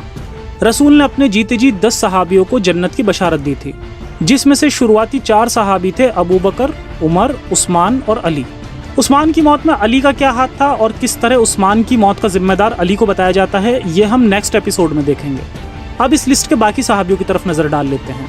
इसी लिस्ट में हजरत तलहा और हजरत जुबैर का भी नाम आता है, यानी ये बहुत ही ऊंचे दर्जे के सहाबा थे। इनका उस्मान के कत्ल के वक्त क्या हालात थे वो भी देखते हैं। जिस दिन हजरत उस्मान का कत्ल किया गया था उस दिन हजरत तलहा की ये हालत थी कि वो लोगों की नज़रों से बचने के लिए अपने चेहरे पर नकाब डालकर हजरत उस्मान के घर पर तीरों से हमला कर रहे थे। जब उस्मान घर में कैद था तब वो कहा करता था कि या अल्लाह, तलहा से मेरी हिफाजत करो, उसने लोगों को मेरे खिलाफ भड़काया है, अल्लाह की कसम इसने मेरे साथ ज्यादती की है। तो ये थे हजरत तलहा, जो अपने खलीफा से लड़ने के लिए लोगों को भड़का रहे हैं और उनके घर पर तीरों से हमला भी कर रहे हैं। अब देखते हैं हज़रत ज़ुबैर के बारे में। और हज़रत ज़ुबैर भी कहते थे कि हज़रत उस्मान को हर हाल में कत्ल कर देना चाहिए। लोगों ने कहा, आपका बेटा तो उस्मान के घर के दरवाजे पर पहरा दे रहा है। इस पर ज़ुबैर ने कहा, भले ही मैं अपने बेटे को खो दूँ, मगर उस्मान को तो हर हाल में कत्ल कर देना चाहिए। और यही सब हाल बाकी सहाबियों का भी था, जिससे साबित होता है कि उस्मान की हरकतों से तंग आकर लोगों ने इन्हें मिलकर कत्ल किया और फिर इन्हें जन्नतुल बकी में दफन भी नहीं होने दिया। यहाँ पर मैं हज़रत आयशा, तलहा और ज़ुबैर को इसलिए ज़्यादा हाईलाइट कर रहा हूँ ताकि आप जान सकें कि उस्मान की मौत में इनका क्या किरदार था। और फिर कितने ताज्जुब की बात है कि यही लोग उस्मान के कत्ल के बाद अली पर सारा इल्ज़ाम लगाकर ये तीनों उनसे जंग करने लगते हैं। और फिर शुरू होती है जंग जमल, जो कि मैं नेक्स्ट एपिसोड में एक्सप्लेन करूँगा। फ़िलहाल हज़रत उस्मान की मौत के बाद क्या हुआ वो भी देखते हैं। पॉइंट नंबर 5, उस्मान का दफन। जब मुसलमानों ने उस्मान को कत्ल कर दिया उस वक्त उस्मान की सपोर्ट में ऑलमोस्ट कोई नहीं था। उनकी नज़र में उस्मान लालची खलीफा था, जिसकी खिलाफत अब तक की सबसे ख़राब खिलाफत साबित हुई थी। और फिर उसे कत्ल कर देने के बाद भी मुसलमानों ने उस्मान को दफन करने में भी बगावत की। हज़रत उस्मान के कत्ल की जिम्मेदारी मोहम्मद बिन अबू बकर और बाकी लोगों ने की थी, और कत्ल के बाद इन्हें 3 दिनों तक दफन नहीं किया गया। फिर तीसरे दिन के बाद हज़रत उस्मान को उनके रिश्तेदारों और कुछ बनु उमैया के लोगों ने दफन किया। सिर्फ इतना ही नहीं, 3 दिन बाद जब उस्मान को उसके कुछ रिश्तेदारों ने दफन करने की कोशिश की, तब मुसलमानों ने अपने इस तीसरे खलीफा के साथ और उसको दफन करने वाले रिश्तेदारों के साथ क्या किया वो भी देखते हैं। और जो लोग उस्मान के जनाजे में शरीक थे उन पर भी बागियों ने पत्थरों से हमला किया और उस्मान को लंबी दाढ़ी वाला बूढ़ा और बेवकूफ़ कहने लगे, यानी कि नस्ल जिस नाम से आयशा उस्मान को बुलाया करती थी। उस्मान के जनाजे पर भी लोगों ने हमला किया और फिर उस्मान को जन्नतुल बकी, यानी मुसलमानों का वो कब्रिस्तान जिसमें मोहम्मद साहब के सहाबा और उनके ख़ानदान वाले दफन हैं, वहाँ उस्मान को दफन नहीं होने दिया और कहा कि अब उस्मान मुसलमान नहीं रहा। बागियों ने हज़रत उस्मान को जन्नतुल बकी में दफन नहीं होने दिया और कहा कि उस्मान यहूदी है। फिर उस्मान को उस ज़मीन में दफन किया गया जिसका मालिक एक यहूदी था। और फिर जब मुआविया की खिलाफत आई तब उसने उस्मान की कब्र को जन्नतुल बकी कब्रिस्तान में हिस्सा बना दिया, यानी उस्मान को जन्नतुल बकी में दफन नहीं होने दिया था। और उसके जनाजे पर भी लोगों ने पत्थरों से हमला किया। अगर आप हज़रत उस्मान की मौत का इतना किस्सा किसी मुसलमान को बताएंगे तो वो कहेगा कि उस्मान की मौत एक यहूदी साजिश के तहत हुई थी। एक यहूदी शख्स था जिसका नाम अब्दुल्ला बिन सबा था। इसने उस्मान पर झूठे झूठे किस्से बनाए उस्मान को बदनाम करने के लिए और फिर मुसलमानों को भड़काना शुरू कर दिया। इस तरह की बातें वही भोले भाले मुस्लिम्स करते हैं जिनका ब्रेन वॉश मुल्लों ने किया हो। इनके दिलों में बचपन से ही बिना वजह यहूदियों को लेकर नफरत कूट कूट के भर दी जाती है और हर गलती के पीछे यहूदियों की साजिश बता दी जाती है। उस्मान की मौत के ताल्लुक से भी ये एक झूठा प्रोपोगेंडा अब्दुल्ला बिन सबा के नाम से इन्हें बताया जाता है। हालांकि इस बंदे का इतिहास में कोई एग्जिस्टेंस भी था ये भी क्लियर नहीं है। अगर हम मान भी लें कि उस वक्त अब्दुल्ला बिन सबा नाम के किसी यहूदी ने उस्मान के खिलाफ किस्से सुनाकर मुसलमानों को भड़काया, तो क्या उसने जो इल्ज़ाम लगाए होंगे उस्मान के खिलाफ वो गलत थे? मैंने अपनी वीडियो में सबूत के साथ साबित किया है कि उस्मान किस तरह का खलीफा था, वो भी सारे इस्लामिक रेफरेंसेस के साथ। اور پھر یوں ہی نہیں تمام مسلمان اور صحابہ اور نبی کی پسندیدہ بیوی عائشہ سب مل کر اپنے خلیفہ عثمان کے خلاف بغاوت کرنے لگے اور آخر میں انہیں قتل بھی کر دیا۔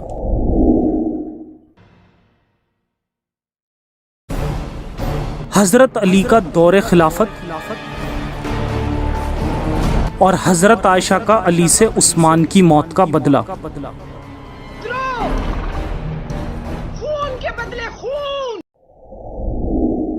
مسلمانوں کا فتنہ اول یعنی فرسٹ مسلم سول وار، جو کہ تیسرے خلیفہ عثمان کی موت کے بعد شروع ہوا۔ اپنے پچھلے ویڈیوز میں نے اسلامک کتابوں کے ریفرنسز کے ساتھ یہ بات ثابت کی کہ عثمان ایک ایسا خلیفہ تھا جس کی خلافت میں پوری مسلم کمیونٹی اس کی حکومت کے غلط فیصلوں کی بنا پر اس کے خلاف ہو گئی تھی، اور آخر میں عثمان کی خلافت سے تنگ آ کر مصر، بصرہ، کوفہ اور باقی تمام جگہ سے مسلمانوں نے مدینہ آ کر اپنے اس تیسرے خلیفہ کو اس کے ہی گھر میں تقریباً 40 دن قید کر کے اسے بھوکا پیاسا قتل کر دیا تھا، اور اس کے جنازے پر کوئی شخص بھی موجود نہیں تھا، نہ علی، نہ طلحہ اور نہ زبیر، اور نہ ہی کوئی اور، بلکہ الٹا اس کے جنازے پر لوگوں نے پتھروں سے حملہ بھی کیا تھا۔ مگر اب اس کی موت کے بعد خلافت کی لالچ میں آ کر علی، معاویہ اور عائشہ کی سینا نے ہزاروں مسلمانوں کو جنگ جمل، جنگ صفین اور جنگ نہروان میں قتل کروا دیا، جسے فرسٹ مسلم سول وار بھی کہا جاتا ہے، جسے ہم آج کی اس ویڈیو میں ڈیٹیل میں دلیلوں کے ساتھ جانیں گے۔ پوائنٹ نمبر 1، علی کی خلافت۔ تیسرے خلیفہ عثمان کی موت کے بعد کچھ عرصے تک مسلمانوں کا کوئی بھی چوتھا خلیفہ مقرر نہیں ہوا تھا، کیونکہ کئی لوگوں نے خلافت کو خود کے لیے چن لیا تھا اور بہت سارے لوگ علی کی خلافت کے لیے بھی راضی نہیں تھے۔ بعد میں باغی جماعت جو عثمان کے خلاف بغاوت کر رہی تھی اور جنہوں نے عثمان کو قتل بھی کر دیا تھا، جن کا سردار محمد بن ابو بکر تھا، یعنی علی کا سوتیلا بیٹا، انہوں نے اپنا چوتھا خلیفہ علی کو چن لیا، کیونکہ ان کی تعداد قریب 8000 تھی اور یہ مدینہ پر حاوی ہو گئے تھے، اس لیے انہوں نے لوگوں سے زبردستی علی کی بیعت کروانا بھی شروع کر دیا۔ باغیوں نے مدینہ کے لوگوں سے علی کی جبرن بیعت کروائی۔ انہوں نے طلحہ اور زبیر کو بھی بلوایا اور پھر طلحہ کے سر پر خنجر رکھ کر اسے موت کی دھمکی دی کہ یا تو علی کو خلیفہ تسلیم کرو یا پھر یہ خنجر تمہارے سر میں بھونک دیا جائے گا۔ اس پر طلحہ اور زبیر علی کی بیعت کرنے پر مجبور ہو گئے اور انہیں دیکھ کر اور لوگوں نے بھی علی کی بیعت کر لی۔ حالانکہ طلحہ اور زبیر یہ دونوں ابو بکر کے رشتہ دار تھے اور عشرہ مباشرہ میں بھی شامل تھے، یعنی وہ 10 لوگ جنہیں جنت کی بشارت حاصل تھی، اس لیے یہ چاہتے تھے کہ خلافت انہیں ملے، مگر مدینہ میں رہ کر انہیں علی کی بیعت کرنے پر مجبور ہونا پڑا، کیونکہ اگر یہ نہ کرتے تو انہیں قتل کر دیا جاتا۔ علی کو بھی پتا تھا کہ یہ وہی طلحہ ہے جو لوگوں کو عثمان کے خلاف بھڑکا رہا تھا، اور بعد میں طلحہ اور زبیر یہ دونوں ہی خلافت کے لیے بغاوت کر سکتے ہیں، اس لیے علی بھی چاہتا تھا کہ ان سے تلوار کے دم پر بیعت کروائی جائے۔ اس کے بعد مدینہ سے مہاجرین اور انصار یعنی مکہ اور مدینہ کے لوگوں سے علی کی بیعت کروانے کے بعد انہیں 35 ہجری 656 عیسوی میں علی کو چوتھا خلیفہ مقرر کر دیا گیا۔ اب طلحہ اور زبیر خلیفہ بننے میں ناکام ہو گئے، تب انہوں نے علی سے گورنری مانگی، جس کے لیے علی ان سے راضی نہیں تھا۔ طلحہ اور زبیر علی کی بیعت کرنے کے بعد علی سے کوفہ اور بصرہ کی گورنری مانگتے تھے، مگر علی نے خاصا توجہ نہیں دی۔ بعد میں دونوں بہانہ کر کے کہ انہیں کعبے کا طواف کرنا ہے، مدینہ سے نکل کر مکہ کی طرف روانہ ہو گئے تاکہ وہاں جا کر لوگوں کو جمع کریں اور پھر علی کو خلافت سے ہٹا سکیں۔ پوائنٹ نمبر 2، جنگ جمل۔ عثمان کے قتل کے وقت عائشہ مکہ میں تھی۔ جب انہیں عثمان کے قتل کی خبر ملی تب انہوں نے اپنا حج مکمل کرنے کے بعد ترنت مکہ سے واپس مدینہ کی اور رخ کیا۔ راستے میں انہیں لوگوں نے اطلاع دی کہ عثمان کے قتل کے بعد نیا خلیفہ طلحہ کو چن لیا گیا ہے۔ یہ سن کر عائشہ خوش ہوئی اور مدینہ کا سفر جاری رکھا، مگر بعد میں پتہ چلا کہ باغیوں نے اپنا نیا خلیفہ طلحہ کو نہیں بلکہ علی کو چن لیا ہے۔ یہ سن کر عائشہ نے مدینہ جانے کا ارادہ چھوڑ دیا اور واپس غصے میں مکہ کی طرف مڑ گئی۔ جب عثمان کی موت کی خبر ملنے کے بعد عائشہ واپس مکہ کی طرف چلی گئی تب کہنے لگی کہ عثمان کو تو بے گناہ شہید کر دیا گیا ہے، حالانکہ ان کے قتل سے پہلے خود عائشہ صحابہ کے مجمع سے کہتی تھی کہ عثمان کو قتل کر دو، وہ اب کافر ہو گیا ہے، اللہ عثمان کو ہلاک یعنی تباہ و برباد کر دے۔ اصل میں معاملہ یہ تھا کہ عثمان کی خلافت سے تنگ آ کر اسے عثمان سے نفرت ہو گئی تھی، اسی لیے اس کی موت کی خبر سنتے ہی یہ مکہ کی طرف روانہ ہو گئی، اور جب حج کرنے کے بعد یہ مکہ سے مدینہ لوٹ رہی تھی اور راستے میں اسے بتایا گیا کہ اگلا خلیفہ علی کو چنا گیا ہے، تب یہ واپس مکہ لوٹ آئی، کیونکہ یہ علی کی بیعت نہیں کرنا چاہتی تھی۔ उस्मान के मुकाबले में आयशा अली से ज़्यादा नफरत करती थी, जिसके कई कारण थे। जैसे कि रसूल के ज़माने में जब इन पर जिना का इल्ज़ाम लगाया गया तब अली ने रसूल से कहा था कि वो आयशा को तलाक दे दें, आपको तो ऐसी बहुत सी औरतें मिल जाएंगी। इस वाक़े से आयशा अली से नफरत करने लगी थी। दूसरा कारण ये था कि रसूल की पहली बीवी खदीजा और लौंडी मारिया किप्तिया से भी रसूल की औलादें हुई थी, और रसूल की बेटी से शादी करने के बाद अली भी रसूल के वारिस बन गए थे, मगर आयशा को कोई औलाद नहीं हुई थी। खैर, आखिर में ये मक्का वालों को अब अली के खिलाफ भड़काने लगी और फिर लोगों ने भी इनकी बातों पर लब्बैक कहा। खून के बदले खून। उस्मान की मौत के बाद तलहा और जुबैर मदीना से मक्का की तरफ रवाना हुए और आयशा को इस मामले की खबर दी। फिर ये लोग मदीना से बसरा की ओर रवाना हुए ताकि अली के खिलाफ जंग कर सकें। आयशा अली से अपनी जाती दुश्मनी का बदला लेना चाहती थी, इसलिए ये तलहा और जुबैर के साथ हो गई। बसरा में तलहा और जुबैर के सपोर्टर्स थे, इसीलिए ये लोग मक्का से बसरा की तरफ रवाना हो गए ताकि एक बड़ा लश्कर तैयार करके अली को खिलाफत से हटा सकें। कहा जाता है कि इनका इरादा सिर्फ उस्मान के खून का बदला लेना था, मगर ऐसा बिल्कुल नहीं है, क्योंकि अली, आयशा, मुआविया तीनों की ही फौजों में उस्मान के कातिल मौजूद थे और इनका इरादा बस सामने वाले को खिलाफत से हटाकर खुद खलीफा बनना था। जब आयशा की मुलाकात इब्न अब्बास से हुई तब वो उनसे तलहा की तारीफ करने लगी और कहा कि अगर तलहा हमारा अगला खलीफा बनता है तो फिर ये अपने चचाजाद भाई अबू बकर के तरीकों पर चलेगा। फिर आयशा भी अपनी फौज को लेकर बसरा की तरफ रवाना हुई ताकि ये अली से जंग कर सके और बसरा वालों को भी इस काम में शामिल कर सके। बसरा जाकर अली से लड़ने की दावत आयशा ने नबी की बाकी बीवियों को भी दी, जैसे हजरत हफ्सा और हजरत उम्मे सलमा, मगर तमाम उम्महतुल मोमिनीन ने जंग पर जाने से साफ इनकार कर दिया और आयशा को भी नसीहत की कि वो जंग के लिए ना जाएं और कहा कि इस्लाम में औरतों के लिए जायज़ नहीं कि वो जिहाद करें और ये भी जायज़ नहीं कि दीन की बुनियाद औरतों के दम पर खड़ी की जाए। हमारा काम तो बस पर्दा करना और निगाहें नीचे रखना है।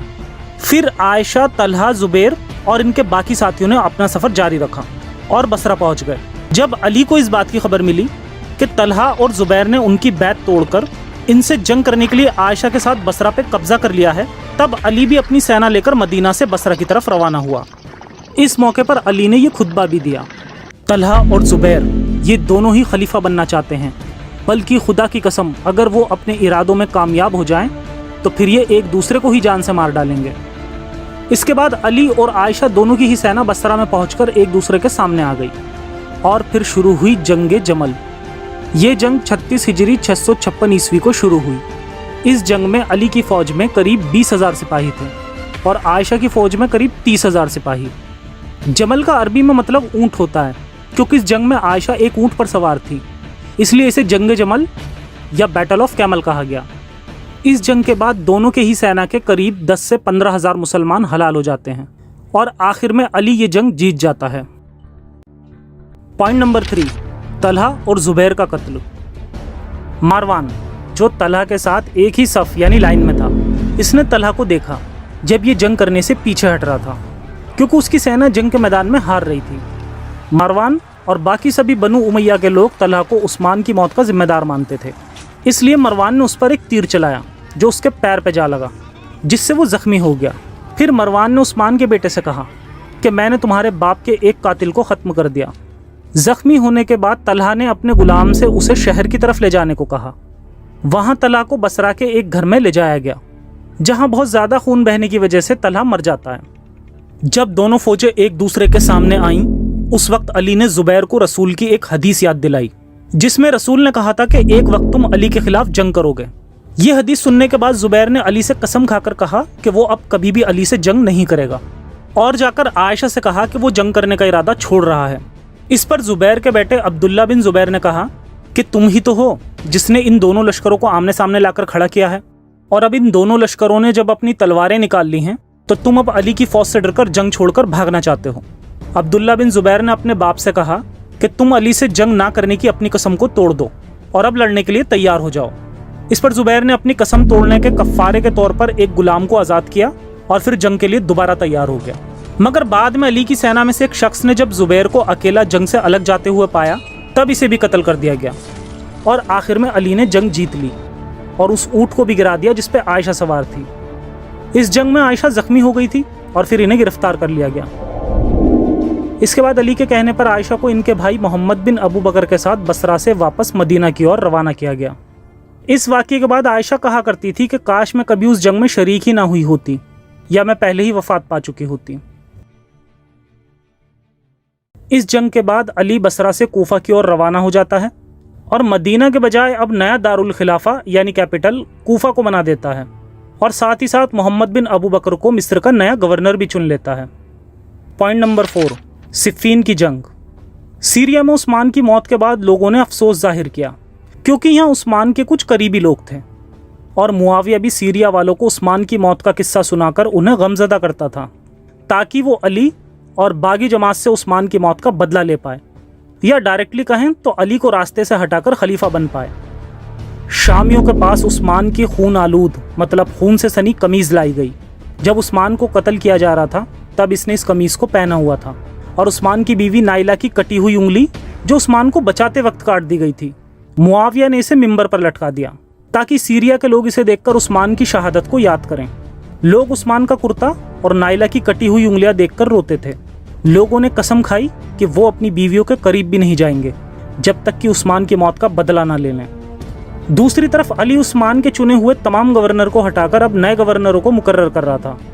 इस पर सभी गवर्नरों ने अपनी जगह छोड़ दी सिवाय मुआविया बिन अबू सुफियान के, जिसको उस्मान ने सीरिया का गवर्नर बनाया हुआ था। इसने अली से कहा कि वो जब तक गवर्नरी से नहीं हटेगा जब तक कि अपने भाई उस्मान के कातिलों से बदला ना ले ले। इस पर अली ने मुआविया से कहा कि तुम वही हो जो ज़रूरत पड़ने पर उस्मान के किसी तरह काम नहीं आया था। मुआविया की ये शर्त थी कि तुम बस वो कातिल मेरे हवाले कर दो जो उस्मान को कत्ल करने की गर्ज से उसके घर में दाखिल हुआ था। मगर अली ने ऐसा नहीं किया, क्योंकि मौका वारदात पर उस्मान के घर में सिर्फ उसकी बीवी नाइला ही मौजूद थी और वो नहीं पहचानती थी कि कौन लोग थे जो उस्मान को कत्ल कर रहे हैं, सिवाय मोहम्मद बिन अबू बकर के। इस पर भी अली ने मोहम्मद बिन अबू बकर के खिलाफ कोई फैसला नहीं लिया, क्योंकि शरिया के हिसाब से 4 लोगों की गवाही होना ज़रूरी है। और वैसे भी दूसरे खलीफा उमर के कत्ल के बाद जब इनके बेटे उबैदुल्ला बिन उमर ने अपने बाप का बदला अबू लुलू फिरोज के बेगुनाह रिश्तेदारों से लिया था, जिसमें से उसकी बेटी भी शामिल थी जो मुसलमान थी, तब इस कत्ल पर जिस तरह उबैदुल्ला बिन उमर को कोई सज़ा नहीं दी गई थी, उसी तरह मोहम्मद बिन अबू बकर पर भी कोई ख़ास तवज्जो नहीं दी गई। इसीलिए मुआविया उस्मान के खून का जिम्मेदार अली को मानता था और बार बार कहता था कि उस्मान के कातिलों को मेरे हवाले करके तुम अपनी बेगुनाही साबित कर दो। मगर अली ने ऐसा कुछ नहीं किया, क्योंकि बागियों ने अली को सपोर्ट करके इसे खलीफा बना दिया था और अब बागी लोग अली की फ़ौज में भी शामिल थे। इसलिए अली भी उनसे बदला लेने की कोशिश नहीं करता था, वरना जिस तरह उन्होंने उसे खलीफा बनाया था उस तरह वो उसे हटा भी सकते थे। इस पर अली के ऊपर यह भी इल्ज़ाम लगाया गया कि अब वो सारे काम सिर्फ बागियों को खुश करने के लिए ही कर रहा है, जैसे उनकी मर्जी के गवर्नर मुकर्रर करना और अब राजधानी को मदीना से बदलकर कूफा की तरफ करना, जबकि वही कूफा के लोग थे जिन्होंने मिलकर उस्मान को कत्ल किया था। बहरहाल अली ने उस्मान की मौत का बदला किसी से नहीं लिया और मुआविया से कहा कि अब तुम भी बाकी लोगों की तरह मेरी बैत कर लो और सीरिया की गवर्नरी छोड़ दो। मुआविया राजी न हुआ और जंग के लिए अली को उकसाने लगा। इस पर अली अपनी सेना लेकर जंग के लिए सीरिया की ओर रवाना हुआ और मुआविया भी अली से जंग करने के लिए निकल गया। इन दोनों फौजों की मुलाकात सिफ़ीन नामी मुकाम पर हुई और फिर शुरू हुई 37 हिजरी 658 ईस्वी को जंगे सिफ़ीन।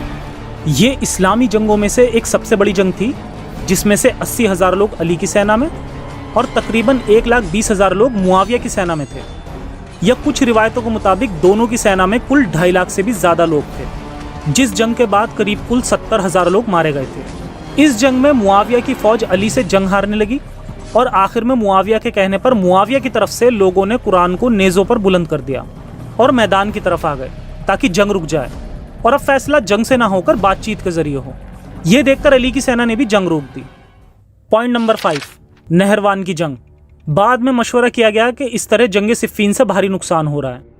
इन्होंने डिसीजन लिया कि इनकी तरफ से एक शख्स सीरिया का नुमाइंदा बन जाए और दूसरा इराक का, और फिर एक साथ मिलकर जो भी ये दोनों फैसला लेंगे उससे सभी लोग राजी हो जाएंगे। इस तरह से डिसीजन लेने वालों को सालसा कहा जाता है। फिर अली की तरफ से सालसा मूसाशरी और मुआविया की तरफ से सालसा अमर बिन आस को चुना गया। अमर बिन आस, इसके बारे में अभी आगे हम वीडियो में और जानेंगे। सारा फैसला इन दोनों को करने की इजाज़त देकर अली और मुआविया दोनों जंग छोड़कर वापस जा चुके थे। जैसे ही अली वापस दारुल खिलाफा कूफा की तरफ रवाना हुआ, उस वक्त अली की ही फौज में से 12,000 लोगों ने दोनों सालसा यानी मूसा अशरी और अमर बिन आस से फैसला कराने की मुखालफत की और फिर अली की फौज से अलग हो गए। इन 12,000 लोगों को ख्वारजी कहा गया। इनका अकीदा था कि कुरान ने वाज़े तौर पर कहा कि सालसा का फैसला सिर्फ अल्लाह के हक में है, ना कि किसी बंदे के हक में। बल्कि कुरान तो ये तालीम देता है कि उस वक्त तक लड़ो जब तक कि वो तौबा ना कर लें।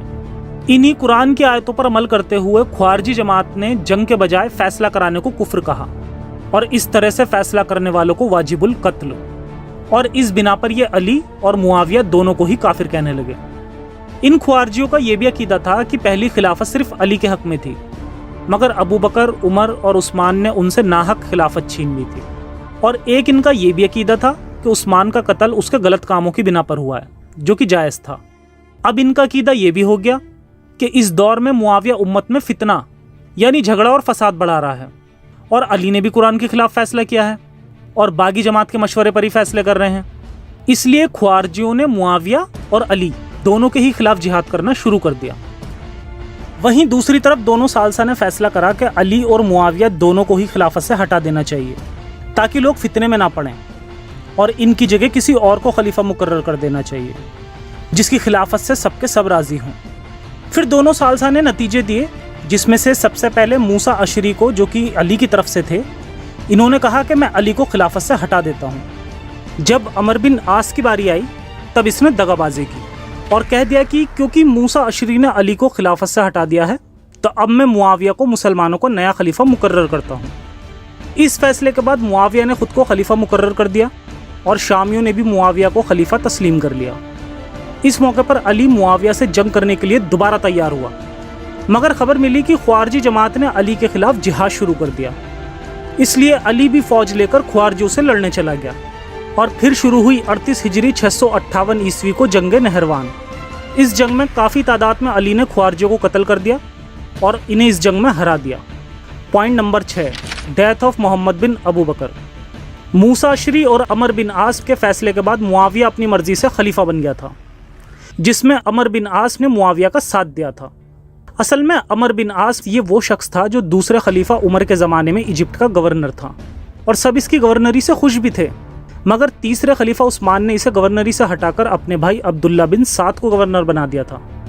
फिर उस्मान की मौत की खबर मिलने पर अमर बिन आस मुआविया के लश्कर में शरीक हो गया था और कहा कि मैं तुम्हारे साथ मिलकर अली से लड़ूंगा और उसके बदले में तुम मुझे बस मिस्र का गवर्नर बना देना, जैसा कि मैं पहले था। इसी के साथ वादे के मुताबिक मुआविया ने अमर बिन आस को मिस्र का गवर्नर बनने के लिए सैनिकों के साथ रवाना करा। इस मौके पर मोहम्मद बिन अबू बकर वहां का गवर्नर था और ये भी हजारों की सेना लेकर जंग करने के लिए निकल गया। इस पर अमर बिन आस के कहने पर इब्ने खदीज नामी शख्स और इसकी सेना ने लोगों को मारना शुरू करा। तब मोहम्मद बिन अबू बकर की फौज उसे अकेला छोड़कर मैदान में से भाग गई और इसके साथ सिर्फ कुछ ही साथी बाकी रह गए। जब मोहम्मद बिन अबू बकर ने अमर बिन आस को सामने से आते देखा तब ये भी मैदान छोड़कर भागने लगा और शहर के मकान में जान बचाने के लिए छुप गया। बाद में इब्ने खदीज ने इसे ढूंढ निकाला। मोहम्मद बिन अबू बकर बहुत प्यासा था। वो कहने लगा, मुझे पानी दे दो। इस पर इब्ने खदीज ने कहा, अल्लाह मुझे एक कतरा पानी ना पिलाए अगर मैं तुझे पानी दूं। तुमने उस्मान को पानी पीने से रोक दिया था और तुमने फिर उस्मान को रोजे की हालत में शहीद कर दिया था। मैं अब तुझे उस्मान के बदले में कत्ल करूंगा। मोहम्मद बिन अबू बकर ने जवाब दिया कि तेरा उस्मान से क्या ताल्लुक? उस्मान ने तो जुल्म पर अमल किया और कुरान के हुक्म को अपने पीछे रखकर खुद इसके आगे बढ़ गया था। हमने तो बस उस्मान को इसके जुर्म की सजा दी थी और इसे कत्ल कर दिया था। इस पर इब्न खदीज को गुस्सा आ गया और इसने आगे बढ़कर मोहम्मद बिन अबू बकर को कत्ल कर दिया और इसे मारने के बाद गधे की खाल में लपेट कर सिल दिया और फिर इसमें आग लगा दी। जब इस बात की खबर आयशा को मिली कि उनके भाई मोहम्मद बिन अबू बकर को कत्ल कर दिया गया है तो ये मुआविया, अमर बिन आस और कातिल इब्ने खदीज पर लानत करने लगी। इस वाक़ये में आयशा का करैक्टर बिल्कुल ही कंफ्यूजिंग है, क्योंकि खुद आयशा उस्मान को कत्ल करने के लिए कहा करती थी, मगर उस्मान की मौत के बाद उसे मासूम का दर्जा दिया और फिर अली के खिलाफ जिहाद करने लगी और फिर जंग के बाद कहा कि काश मैंने कभी अली से जंग ही ना की होती।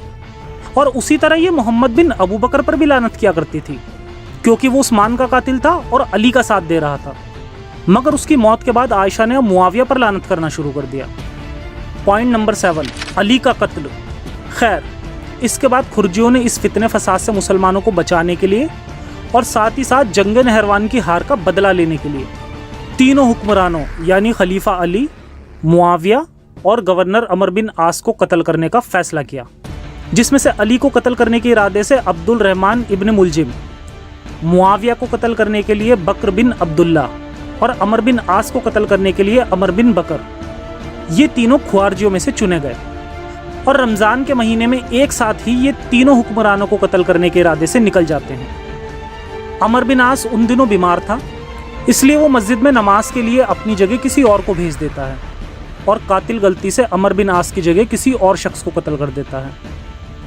اسی طرح معاویہ پر بھی حملہ کیا گیا، جس سے اسے چوٹ لگی، مگر اسے چھوٹا سا زخم ہوتا ہے اور پھر اس کی جان بچ جاتی ہے۔ اور ابن ملزم جو علی کو قتل کرنے کے ارادے سے نکلتا ہے، یہ علی پر اس وقت اچانک سے وار کر دیتا ہے جس وقت علی کوفہ کی مسجد میں فجر کی نماز پڑھا رہا تھا اور سجدے کی حالت میں تھا۔ ابن ملزم اس پر خون آلود تلوار سے اس کے سر پر وار کرتا ہے، اور اس وار کے کچھ دنوں بعد علی کی موت 40 ہجری 661 عیسوی میں ہو جاتی ہے۔ حضرت امام حسن کا عیاشی بھرا دور خلافت اور معاویہ کا حسن کے قتل کا شڑینتر۔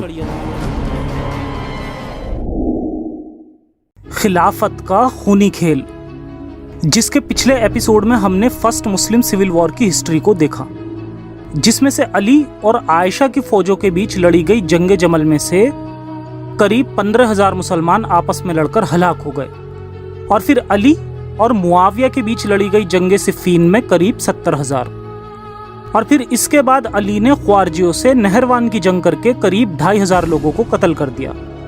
ان جنگوں میں مسلمز خلافت کی لالچ میں آ کر آپس میں ہی لڑ گئے، اور یہ آنکڑا قریب 1 لاکھ تک پہنچنے ہی والا تھا کہ پھر اسی بیچ علی کو بھی خوارجی مسلمانوں نے قتل کر دیا تاکہ یہ جنگیں رک سکیں اور علی سے اپنی ہار کا بدلہ بھی لے سکے۔ اور اب دیکھتے ہیں اس سے آگے۔ حسن کی خلافت۔ علی کی خلافت کا دور قریب 5 سے 6 سال تک ہی رہا، اور اس پوری خلافت کے وقت فتنہ فساد ہمیشہ جاری تھا۔ پھر علی کی موت کے بعد کوفہ کے مسلمانوں نے علی کے بڑے بیٹے حسن بن علی کی بیعت کر لی، یعنی اس کے خلیفہ ہونے کے لیے راضی ہو گئے۔ اور اسی دوران سیریا یعنی شام کے کتنے ہی لوگ جو ابھی بھی معاویہ کو اپنا خلیفہ مانتے تھے، ان لوگوں نے حسن کی خلافت سے انکار کر دیا، کیونکہ اصل میں یہ معاملہ اور یہ خلافت کی پوری لڑائی بنو ہاشم اور بنو امیہ ان دونوں پریواروں کی آپسی رنجش کا نتیجہ تھا، اور یہ دونوں ہی خاندان تھے بھی ایک ہی قریش قبیلے کا حصہ، وہی قریش قبیلہ جس سے محمد صاحب تعلق رکھتے تھے۔ علی تک جتنے بھی خلیفہ بنے سب بنو ہاشم سے تعلق رکھتے تھے، سوائے عثمان کے، کیونکہ یہ بنو امیہ سے تھا، اور عثمان کی موت کا الزام بنو امیہ نے بنو ہاشم پر لگا دیا، کیونکہ یہ باغیوں کا ساتھ دے رہے تھے جن لوگوں نے عثمان کو قتل کرا۔ اس لیے یہ پوری خلافت کی لڑائی صرف آپسی قبیلے کی لڑائی سے زیادہ کچھ نہیں تھی۔ حسن اور معاویہ کا سمجھوتا۔ حالانکہ اسلامی تاریخ کو دیکھتے ہوئے حسن کو 5واں خلیفہ کہنا ہی غلط ہوگا۔ کافی اسکالرز کی بھی یہی رائے ہے کہ خلافت راشدہ علی کے وقت کے بعد ختم ہو گئی، اور یہ اس لیے بھی کیونکہ اپنے والد علی کی موت کے ترنت بعد ہی حسن معاویہ سے جنگ کرنے کے لیے کوفہ سے نکل گیا، اور پھر بغیر جنگ سے فیصلہ کرے انہوں نے معاویہ سے صلح کر لی اور اپنی خلافت معاویہ کو سونپ دی۔ معاویہ سے صلح کرنے سے پہلے جب ان کے ساتھیوں کو پتہ چلا کہ یہ جنگ کرنے کا ارادہ چھوڑ رہے ہیں، تب جس طرح جنگ نہ کرنے پر علی کے ساتھیوں نے علی کو کافر کہنا شروع کر دیا تھا، ٹھیک اسی طرح اب لوگوں نے حسن کو بھی کافر کہنا شروع کر دیا، اور کئی بار ان پر جان لیوا حملے تک کیے گئے تاکہ یہ صلح نہ کریں، یہاں تک کہ ان کے خیمے تک کو آگ لگا دی گئی تھی، اور ایک بار تو ان پر سامنے سے تلوار سے حملہ کر دیا گیا جس کا وار ان کی ران پر لگا اور یہ گھوڑے سے نیچے گر گئے۔ کہا جاتا ہے کہ حسن صلح صرف اس لیے کرنا چاہتے تھے کیونکہ انہوں نے جنگ صفین جیسی بڑی لڑائیوں میں بہت زیادہ تعداد میں لوگوں کو مرتے دیکھا، اور اس لیے یہ اب دوبارہ خلافت کے لیے پھر سے جنگ شروع نہیں کرنا چاہتے تھے، اور اس لیے بھی کیونکہ خود ان کی ہی فوج میں کچھ لوگ ان سے غداری نہ کر دیں اور کہیں ایسا نہ ہو کہ ان کی وجہ سے بنو ہاشم کو شرمندگی ہو، اس لیے انہوں نے پہلے ہی خود سے خلافت چھوڑنے کا فیصلہ کر لیا۔ معاویہ نے بھی حسن کے ارادوں کو دیکھ کر ان سے صلح کر لی، اور حسن نے یہ شرط رکھی کہ وہ خود اپنی مرضی سے خلافت چھوڑ کر معاویہ کی بیعت کر لے گا، اور ان کے بدلے میں ہر سال انہیں بیت المال کے خزانے سے 10 لاکھ درہم لگاتار ہر سال جب تک حسن زندہ ہوں گے تب تک انہیں دیا جائے گا، اب 10 लाख दिरहम ये कितनी बड़ी रकम होगी? इस बात का अंदाज़ा आप इसी बात से लगा सकते हैं कि दूसरे खलीफा उमर को सिर्फ इस बात के लिए कत्ल कर दिया गया था क्योंकि कातिल अबू लुलू का मालिक उससे 100 दिरहम या कुछ रिवायतों के मुताबिक 2 दिरहम लेता था। ये रकम उसे बहुत ज़्यादा लग रही थी और उमर ने ये रकम कम नहीं कराई, इसीलिए इसने सीधा उमर को ही कत्ल कर दिया। खैर, इस वक्त तक मुआविया के साथ सुलह करने के बाद तमाम लोगों ने मुआविया को खलीफा मान लिया सिवाय ख्वारजियों के। सुलह के बाद मुआविया कूफा आया और हसन और हुसैन ने भी मुआविया के खलीफा होने पर अपनी मर्जी से बैत कर ली। इस सुलह से कुछ लोग सिर्फ इसलिए नाराज हो गए कि खिलाफत अब बनु उमैया को मिल गई है, जो कि लोगों को मंजूर नहीं थी, और फिर हसन ने यह सुलह करके अपने ही लोगों से दुश्मनी कर ली। ये वाकया बिल्कुल वैसे ही था जैसे जंग जमल में एक वक्त के लिए आयशा और अली सुलह करके जंग रोक भी सकते थे, मगर अरब की आवाम ही हमेशा से मारकाट वाली थी। कूफा के लोग अली के सपोर्ट में थे, शाम के लोग मुआविया के, और बसरा के लोग तलहा और जुबैर के साथ। ये लोग नहीं चाहते थे कि खिलाफत इनसे हटकर किसी दूसरे के पास जाए, इसीलिए ये हमेशा लड़ते रहे, और अगर सुलह करते तो खुद ये अपने ही लीडर को मार देते, जैसे अली के साथ हुआ भी। अब सुलह के वक्त कुछ और शर्तें भी इनके बीच हुई थी, जिसकी रिवायतों पर भी ज़बरदस्त इख्तिलाफ हैं। कहा जाता है कि हसन ने सुलह के बदले सिर्फ मुआविया से दौलत मांगी थी, मगर चंद नरेशंस हमें ऐसी भी मिलती हैं जिसमें मुआविया हसन के साथ कई सारी शर्तों के साथ सुलह करता है, जैसे मुआविया इस्लाम को हमेशा फॉलो करेगा, हमेशा बनु हाशिम को बनु उमैया से ज़्यादा प्रेफरेंस दी जाएगी, ऐसी ही कुछ और भी शर्तें। और साथ ही साथ एक शर्त ये भी कि मुआविया के बाद खिलाफत वापस हसन के पास आ जाएगी। ये एक ज़रूरी शर्त थी, मगर कितनी ही तारीख़ी किताबों में ये शर्त मौजूद नहीं है, बल्कि कुछ तारीख़ों में तो किसी भी शर्त का जिक्र नहीं है। इसकी एक मिसाल ये भी मिलती है कि हसन की मौत के बाद जब मुआविया ने अपना जानशीन अपने बेटे यजीद को बनाया, यानी उसके मौत के बाद जब यजीद खलीफा होगा, इस पर किसी भी शख्स ने मुआविया की बात से इनकार नहीं किया, बल्कि उल्टा सब ने यजीद को भी मुआविया का जानशीन मान लिया। खैर, हसन रकम लेने के बाद खिलाफत मुआविया को सौंप देता है और मुआविया की खिलाफत में एक बार फिर कैपिटल कूफा से बदलकर दमिश्क कर दी जाती है, और फिर इसके बाद हसन मदीना चला जाता है और फिर अपनी ऐश और अय्याशी भरी ज़िंदगी जीने लगता है। ऐश की इसलिए क्योंकि इनके पास एक बड़ी रकम खिलाफत के बदले बिना कुछ किए आएगी, और अय्याशी भरी ज़िंदगी इसलिए क्योंकि रसूल ने अपने जीते जी मुस्लिम्स को 4 बीवी की इजाज़त दी, मगर हसन ने इस रूल को तोड़कर 100 या किसी रिवायत के मुताबिक 300 शादियाँ भी की। इनकी बीवियों की तादाद एक वक्त में 9 या 13 तक तो मिलती ही है, जो कि 4 से ज़्यादा है।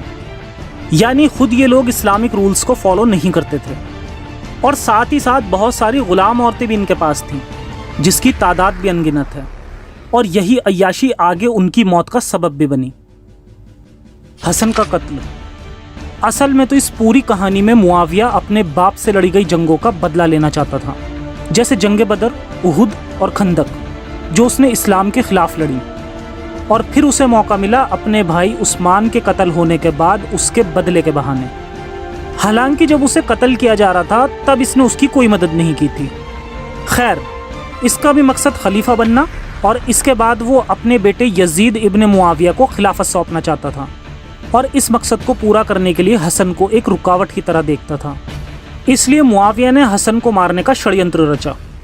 उसने चालाकी से हसन की बीवी जादा बिन्त अल अशद के जरिए हसन को जहर देने की योजना बनाई, और उसके बदले में मुआविया ने उसे 1 लाख दिरहम और अपने बेटे यजीद बिन मुआविया से शादी करने का वादा किया। जिस वक्त हसन रोज़े से था और अपना रोज़ा तोड़ने चला, उस वक्त जादा ने हसन को दूध में जहर डालकर दे दिया। हालांकि इससे पहले भी हसन को कई बार जहर दिया गया था, लेकिन हर बार जहर ने अपना असर नहीं किया, क्योंकि तब शायद जहर इतने असरदार नहीं रहे। लेकिन आखिरी मौके पर जहर ने अपना काम कर दिया, जिसके बाद वो 3 दिनों से ज़्यादा जिंदा नहीं रहा, और इस तरह हसन की मौत 50 हिजरी 670 ईस्वी को हो जाती है। इसके बाद जादा अपना इनाम पाने के लिए दमिश्क में मुआविया के पास चली गई। इस काम के बाद मुआविया ने जादा को 1 लाख दिरहम तो दे दिए, मगर अपने बेटे यजीद से शादी करने से मना कर दिया। हसन ने अपने भाई हुसैन से मरते वक्त कहा था कि उन्हें अपने नाना मोहम्मद साहब की कब्र के पास दफन किया जाए। उसकी मौत के बाद बनु हाशिम उनका ताबूत लेकर उन्हें दफनाने गए, तब फिर से उनको दफनाने के मामले में भी ज़बरदस्त झगड़ा हुआ। बनु उमैया के लोगों ने हसन को उस जगह दफन करने से मना कर दिया, और कहा कि जब इस जगह उस्मान को दफन नहीं होने दिया गया तो अब हसन को भी यहाँ दफन नहीं होने देंगे। और जिस तरह उस्मान के दफन के वक्त लोगों ने उसे काफिर कहा था, उसी तरह हसन को भी इन लोगों ने काफिर कहा। और इसके बाद इन्होंने इन लोगों पर तीरों से हमला भी किया। जब आयशा सफ़ेद खच्चर पर सवार होकर आई तब इन्होंने भी हसन को दफनाने से मना कर दिया और कहा कि ये घर मेरी जगह रसूल की कब्र है और अब मैं अपने घर पर किसी को दफन नहीं होने दूंगी। जब इन्होंने देखा कि हसन को दफनाने से इनकार कर दिया गया है और इन पर तीरों से हमला भी किया गया तो ये वहाँ से चले गए और हसन को जन्नतुल बकी में दफन किया गया। और उस वक्त हसन के ताबूत में से 70 तीर निकाले गए। आयशा का कत्ल। आयशा की वफात के ताल्लुक से हमें 2 तरह की रिवायतें मिलती हैं। एक के तहत आयशा अपनी ज़ाती बीमारी से मरी, मगर बाकी तमाम रिवायतों में है कि आयशा को खलीफा मुआविया ने कत्ल करवा दिया था, क्योंकि मुआविया अपने जीते जी अपने बेटे को अपना जानशीन बनाना चाहता था और लोगों से इस बात के लिए भी बैत लेना चाहता था कि उसके बाद अगला खलीफा यजीद बन जाए। मगर आयशा इस बात से राज़ी नहीं थी, क्योंकि आयशा के भाई मोहम्मद बिन अबू बकर को मुआविया और उसके साथियों ने मिलकर बहुत बेरहमी से कत्ल कर दिया था, जिस वाक़ये का जिक्र मैंने अपनी पिछली वीडियो में भी किया था कि किस तरह इसको मारकर इसे गधे की खाल में लपेटकर सिल दिया गया था और फिर इसको जला दिया गया था। और अपने वक्त में मुआविया ने ऐसे ही कितने लोगों को मार दिया था, जिससे आयशा नाराज़ हो गई थी और आयशा गुस्से में मुआविया पर लानत करने लगी थी और मुआविया का विरोध करने लगी थी। इतना ही नहीं, बल्कि एक बार तो आयशा ने मुआविया को फिरौन तक कह दिया था। आयशा कहा करती थी कि मुआविया तो बस एक जालिम बादशाह है, बिल्कुल वैसे ही जैसे अल्लाह ने फिरौन को मिस्र का बादशाह बनाया था। मुआविया और उसके साथियों ने कई दिन तक सोचने के बाद ये फैसला किया कि आयशा को रात के खाने में दावत में बुलाया जाए और उससे पहले ही उसकी बैठने की जगह पर एक गड्ढा खोदकर और इस गड्ढे में जहरीले हथियार जैसे खंजर, नेज़े और तलवार बुलंद करके रख दिए जाएं और आयशा को उस गड्ढे में गिरा दिया जाए। इन्होंने ऐसा ही किया और उस गड्ढे के ऊपर एक कालीन बिछा दी और उसके ऊपर एक कुर्सी रख दी। दावत के वक्त जैसे ही आयशा इस पर बैठी तो वो गड्ढे में धंस गई और इन लोगों ने उस गड्ढे को भर दिया और इस तरह नबी की प्यारी बीवी आयशा की मौत 58 हिजरी 678 ईस्वी को हो जाती है। तो इस तरह मुआविया ने हसन और आयशा को अपने रास्ते से हटाकर अपने बेटे यजीद को खलीफा बनाने का रास्ता साफ कर दिया। करबला की कहानी, जज्बातों की रवानी या झूठ की निशानी, खिलाफत का खूनी खेल। ये इस सीरीज की लास्ट वीडियो है और इससे पहले के एपिसोड में हमने इस्लामिक हिस्ट्री को काफ़ी बारीकी से समझा कि किस तरह हज़रत मोहम्मद की मौत के बाद खिलाफत को लेकर कितने मसले हुए कि यहाँ तक मोहम्मद साहब के सहाबाओं ने मोहम्मद साहब की डेड बॉडी को अकेला छोड़ दिया और फिर 3 दिनों बाद जाकर उनका कफन दफन किया गया।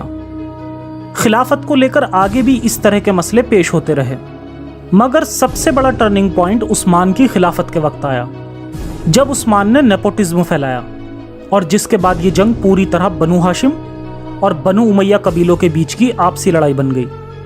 फिर इसी के साथ फर्स्ट मुस्लिम सिविल वॉर और सेकंड मुस्लिम सिविल वॉर की शुरुआत हुई, जिसमें लाखों लोगों को अपनी जान खिलाफत के लालचियों के लिए गंवानी पड़ी।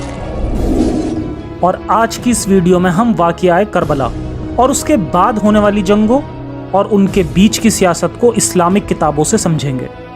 मगर इससे पहले मैं एक बार फिर ये डिस्क्लेमर दे दूं कि मेरी नज़र में इस्लामिक हिस्ट्री एक बहुत बड़ा झूठ है, इसमें 1% भी सच्चाई नहीं है, क्योंकि मोहम्मद साहब की मौत के बाद उमैयद खिलाफत का दौर चला जो कि कई सदियों तक रहा और फिर इसके बाद अब्बासी सल्तनत का दौर आया और यही वो दौर था जिस वक्त हदीसें कंप्लीट हुई और इस्लामिक हिस्ट्री को लिखा गया। इससे पहले इस्लाम के सबूत नहीं मिलते। हो सकता है कि मोहम्मद के नाम का कोई करैक्टर ही ना हो या फिर उस तरह से ना हो जिस तरह आज बताया जाता है, क्योंकि इस बात के काफ़ी ज़्यादा एविडेंस मौजूद हैं जिससे साबित होता है कि अब्बासियों के दौर में ही इस्लाम को और ज़्यादा बड़ा चढ़ाकर लिखा गया। फ़िलहाल ये एक अलग टॉपिक है जिस पर फिर कभी बात हो सकती है। मगर जहाँ तक बात है करबला के वाक़ये की, तो इसकी सारी हिस्ट्री आज की इस वीडियो में मैं इस्लामिक सोर्सेज से दूंगा, यानी अब ये मेरी वीडियो मुस्लिम्स के लिए ऑथेंटिक है क्योंकि रेफरेंसेस उन्हीं की बुक्स से लिए गए हैं। मैं यहाँ ये भी बता दूं कि पहले मेरा इरादा इस वीडियो को शिया बुक्स के रेफरेंसेस से बनाने का था, लेकिन शियाओं की किताबों में इतिहास को एक रूहानी इतिहास की तरह लिखा गया है और हुसैन के कैरेक्टर को बहुत रूहानी और बहुत ग्लोरीफाई करने की कोशिश की गई है। इसलिए यहाँ से हमें झूठ के सिवा कुछ नहीं मिलता। लेकिन दूसरी ओर सुन्नी इतिहासकारों की कोशिश रही है कुरान के साथ साथ बाकी इतिहास को भी महफूज रखने की। इसलिए सुन्नियों की बुक्स लॉजिकल लगती हैं और सच्चाई के थोड़ा करीब भी। इसलिए मेरे रेफरेंसेस इन्हीं किताबों से होंगे। लेकिन उसके पहले जानते हैं इतिहास के कुछ और फैक्ट्स। मक्तल अल हुसैन। मोहम्मद साहब की मौत 12 हिजरी 632 ईस्वी को हुई और इनकी मौत के 50 साल बाद यानी 61 हिजरी 680 ईस्वी को इनके नवासे हुसैन को करबला नामी जगह में बड़ी बेरहमी से कत्ल कर दिया जाता है। आज के वक्त में इस वाक़ये को इतना बड़ा चढ़ाकर शियाओं की तरफ से बताया जाता है जैसे ये मंजर खुद वो अपनी नज़रों से देख कर आए हों। कोई बूढ़ा शख्स भी चाहकर भी खुद अपने ही बारे में इतना नहीं लिख सकता। हालांकि कुछ बड़े इवेंट्स वो बता सकता है, मगर किस वक्त किससे एग्जैक्टली क्या कहा ये बता पाना बहुत मुश्किल है। मगर करबला में हुसैन के कत्ल को इतना डिटेल में बयान किया जाता है कि उसे बता पाना नामुमकिन है। अगर ये वाक़या इतना ही इम्पोर्टेंट होता तो इसके सच्चे होने के एविडेंस बहुत पहले से मौजूद होने चाहिए थे। खुद अगर मुस्लिम्स की माने तो पहली सदी हिजरी तक किसी भी शख्स ने अपनी किताबों में इस वाक़ये को बयान नहीं किया। खुद मुस्लिम्स के अकॉर्डिंग पहली सदी हिजरी से ही इस्लामिक हिस्ट्री को रिकॉर्ड करना शुरू कर दिया गया था और उस वक्त तक कितने ही स्कॉलर्स इस वाक़ये को बयान करना ही भूल जाते हैं। आज के वक्त में जो हमारे पास सोर्सेस हैं वो सब के सब अब्बासियों के दौर के हैं। हुसैन की मौत के ताल्लुक से हमें इनकी हिस्ट्री 250 से 300 साल के बाद लिखी हुई मिलती है, यानी मक्तल अल हुसैन। आमतौर पर मक्तल उन किताबों को कहते हैं जो किसी शख्स की मौत के वाक़ये को बयान करती हो। इसी लिहाज से मक्तल अल हुसैन वो किताबें होती हैं जिसमें वाक़या करबला की हिस्ट्री रिकॉर्ड की गई हो। कहा जाता है कि सबसे पहली मक्तल अल हुसैन अबू मखनफ नामी शख्स ने 157 हिजरी 774 ईस्वी में लिखी, यानी वाक़या करबला से एक सदी बाद। अबू मखनफ ने इस करबला के वाक़ये को बहुत ही शॉर्ट में लिखा था और इसकी लिखी गई ये हिस्ट्री करीब 4 से 5 सदी हिजरी तक बची रही। फिर अचानक से इसकी बाकी किताबों की तरह इसकी लिखी ये किताब भी खो गई। अब कितने ताज्जुब की बात है कि उस वक्त रिकॉर्ड की गई हिस्ट्री खो सकती है, मगर फिर अचानक 250 से 300 साल बाद इस वाक़या करबला को और भी ज़्यादा डिटेल में लिख दिया जाता है। आज के वक्त में इनके नाम से बहुत ज़्यादा डुप्लीकेट किताबें पाकिस्तान और हिंदुस्तान में छापी गई हैं जो कि जाली किताबें हैं। कहा जाता है कि इब्ने जरीर अल तबरी और इब्ने कसीर जैसे बड़े बड़े इस्लामिक हिस्टोरियन ने जो वाक़या करबला को बयान करा है, इन सब का मेन सोर्स अबू मखनफ की मक्तल अल हुसैन ही थी। अल तबरी ने वाक़या करबला से 250 साल के बाद अपने इस काम को 83 हिजरी 923 ईस्वी को कंप्लीट किया और इस वाक़ये को बहुत डिटेल में लिख दिया। और इसी के साथ एक और एंशंट स्कॉलर गुजरते हैं, अल यकूबी, जिनकी मौत की तारीख 284 हिजरी 898 ईस्वी है। इन्होंने भी इस वाक़ये का जिक्र करा और फिर इसके बाद 774 हिजरी 1373 ईस्वी को इब्ने कसीर अपने इस काम को कंप्लीट कर लेता है। यानी हुसैन की मौत से 700 सालों के बाद इन्होंने इस बारे में लिखा। इन किताबों में इस वाक़ये के बारे में काफ़ी डिटेल में लिखा है, इसलिए ये सारी किताबें अब्बासियों के दौर की हैं और इसी वक्त इस्लाम को इन्हेंस करा गया। खैर, अब हम इन्हीं इस्लामिक सुन्नी सोर्सेज से इस वाक़ये को जानेंगे। इन सोर्सेज से इस वाक़ये के बारे में बताने के लिए बहुत कुछ है, मगर हम कुछ ऐसे पहलुओं पर नज़र डालते हैं जिससे बहुत कम लोग वाकिफ़ हैं, क्योंकि इन्हीं वाक़यों में इस जंग के राजनीतिक पहलू भी छुपे हैं। यजीद की खिलाफत। यजीद की खिलाफत मुआविया की मौत के बाद से शुरू होती है और अपने आखिरी वक्त में मुआविया ने यजीद को वसीयत की थी कि मैंने तुम्हारी खिलाफत के लिए सबसे बैत ले ली है, सिवाय हुसैन बिन अली और अब्दुल्ला बिन ज़ुबैर के। तो अगर तुम इन पर काबू पालो तो तुम्हें कोई दुश्वारी नहीं होगी। और फिर इसी के साथ अगला खलीफा यजीद बिन मुआविया 60 हिजरी 680 ईस्वी को बन जाता है। यजीद की माँ मैसून शाम के कल्बिया नामी कबीले की एक ईसाई औरत थी, इसलिए यजीद का बचपन ईसाई कबीलों में गुजरा था। इस बिना पर यजीद ईसाइयों की तरफ ज़्यादा मुतासिर था। यजीद के ताल्लुक से हमें इस्लामिक स्क्रिप्चर्स में 2 तरह की रिवायतें मिलती हैं। एक के तहत तो यजीद के कैरेक्टर को बड़ा अच्छा बताया जाता है, तो दूसरे के तहत यजीद को बहुत बुरा शख्स बताया जाता है। यजीद बुरा क्यों था इस ताल्लुक से शायद आपने इस्लामिक स्कॉलर्स को भी कहते सुना होगा कि यजीद शराबी था और कुत्ते पालता था, तो इस बिना पर यजीद एक बुरा शख्स था और खिलाफत के लायक नहीं था।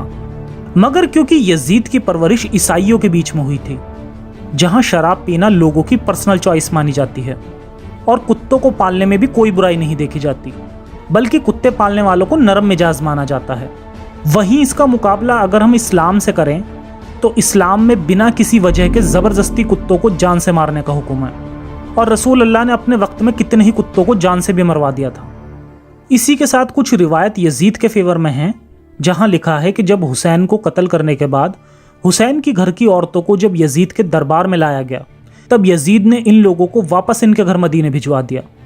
अगर इनकी जगह कोई और होता तो जाहिर सी बात है कि वो इन्हें गुलाम लौंडी बना सकता था, जैसा कि कुरान में इस बात की इजाज़त भी है, और जैसा कि खुद मोहम्मद साहब और अली और इनके बेटे हसन ने भी किया है, यानी औरतों को गुलाम बनाकर उनसे हम बिस्तरी करने वाला अमल, जो कि यजीद को इन लोगों से भी बेहतर शख्स के रूप में पेश करता है, जिसे हम आज की वीडियो के लास्ट में रेफरेंस के साथ पेश भी करेंगे।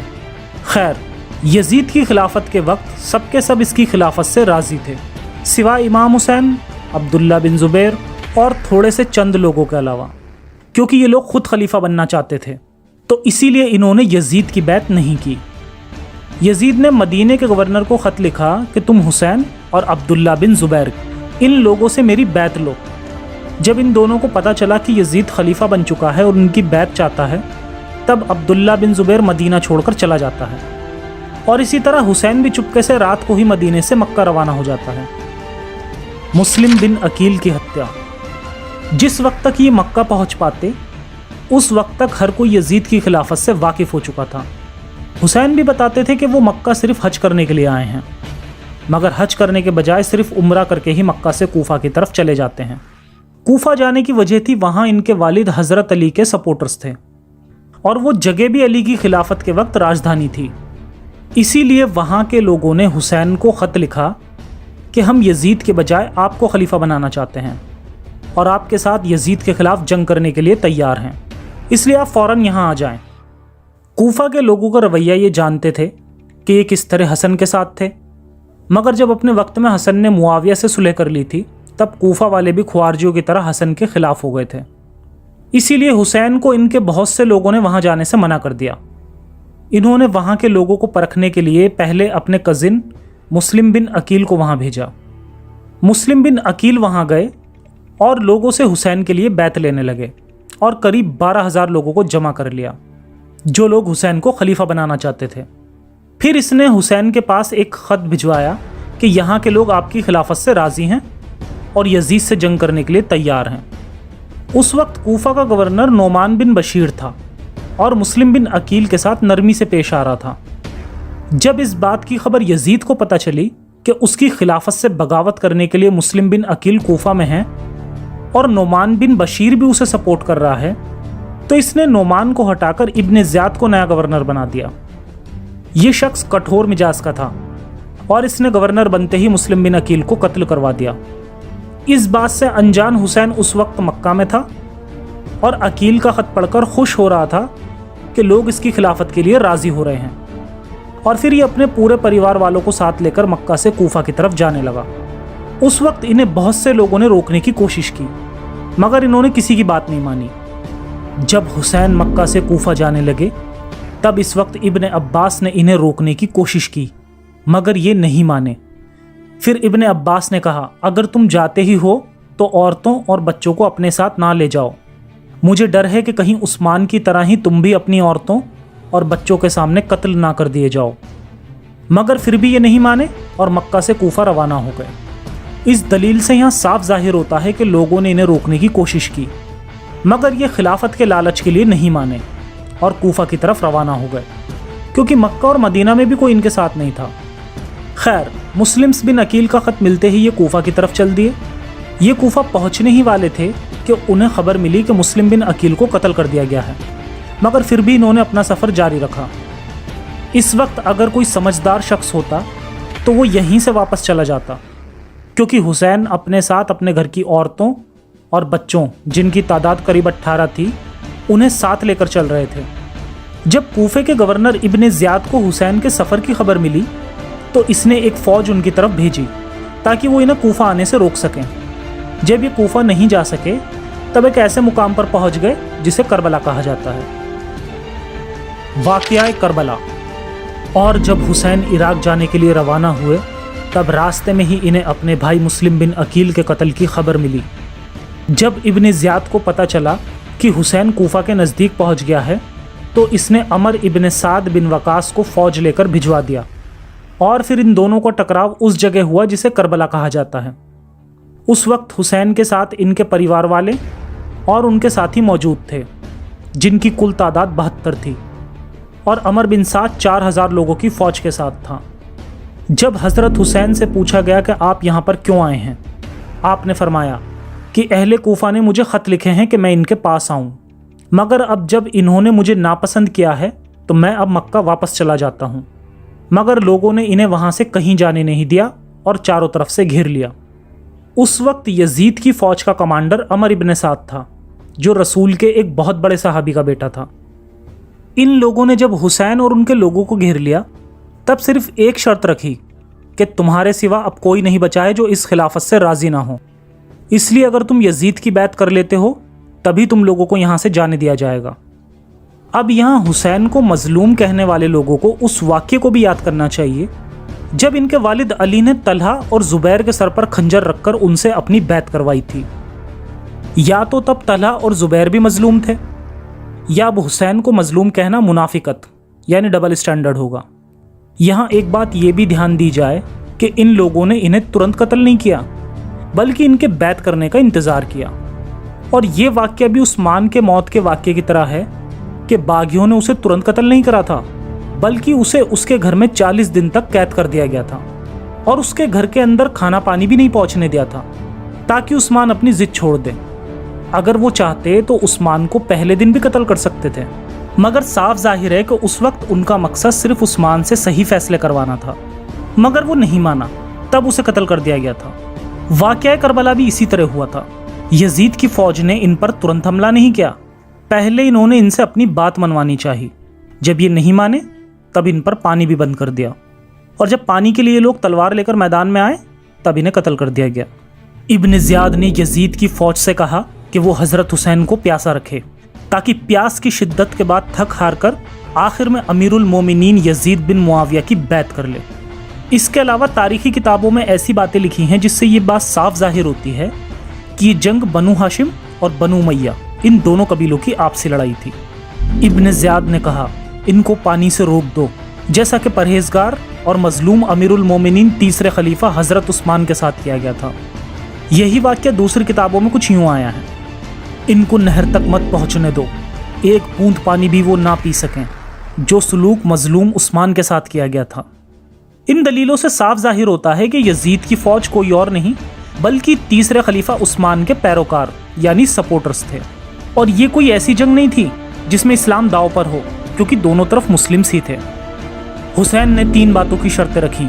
कहा, जहाँ से मैं आया हूँ वहीं वापस मुझे जाने दिया जाए या फिर किसी इस्लामी मुल्क की सरहद पर भेज दिया जाए ताकि ये वहाँ जाकर जिहाद करें और फिर शहीद हो जाएं।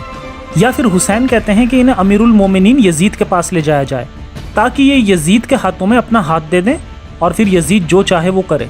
इसमें इनकी भी खुशनसीबी है और उम्मत की भी बेहतरी है। तो इन 3 शर्तों के अकॉर्डिंग हुसैन ने कहा कि उन्हें किसी इस्लामिक मुल्क की सरहद पर भेज दिया जाए ताकि ये जिहाद करें। अब सब जानते हैं कि जब कोई शख्स जिहाद के नाम पर इस्लाम को फैलाने की कोशिश करता है तब सिवाय मासूमों की जान लेने के अलावा कोई काम अंजाम नहीं देता। दूसरी शर्त में हुसैन खुद कहते हैं कि इन्हें यजीद के पास भेज दिया जाए और वो अपनी मर्जी से जो चाहे फैसला करे, मगर बिना बैत के इन्हें कहीं नहीं जाने दिया गया। और आखिर में जब ये तलवार लेकर निकले तब इन्हें कत्ल कर दिया गया। इन्होंने इनकी फ़ौज पर हमला करा और इनके बहुत से आदमियों को कत्ल कर दिया। फिर आखिर में एक तीर इनके पास आकर इनके सीने में लग गया। फिर ये घोड़े से गिर गए और इनके सर को नेज़े पर बुलंद करके इब्ने ज़ियाद के पास भिजवा दिया। इस वक्त इनके खेमे को भी लूट लिया गया। फिर इन सबको बंदी बना लिया गया और करबला से कूफा ले जाया गया। जब बनु हाशिम की औरतों को हुसैन की शहादत की खबर मिली तो वो रोने लगीं। इस पर अमर इब्ने साद ने कहा कि ये उस्मान की बीवी के रोने का बदला है। यहाँ पर खेमे में एक शख्स और थे जिनका नाम ज़ैनुल आबिदीन था। ये हुसैन के बेटे थे। उस वक्त ये बीमार थे, इसलिए मैदान में जंग करने के लिए नहीं आ पाए और आगे भी इन्हें कत्ल नहीं किया गया। यानी उस वक्त सिर्फ वही लोग शहीद हुए जो मैदान में जंग के लिए आए थे। तो यहाँ भी हमें यजीद की फौज का युद्ध के नियमों को फॉलो करने का अच्छा एग्जाम्पल मिलता है।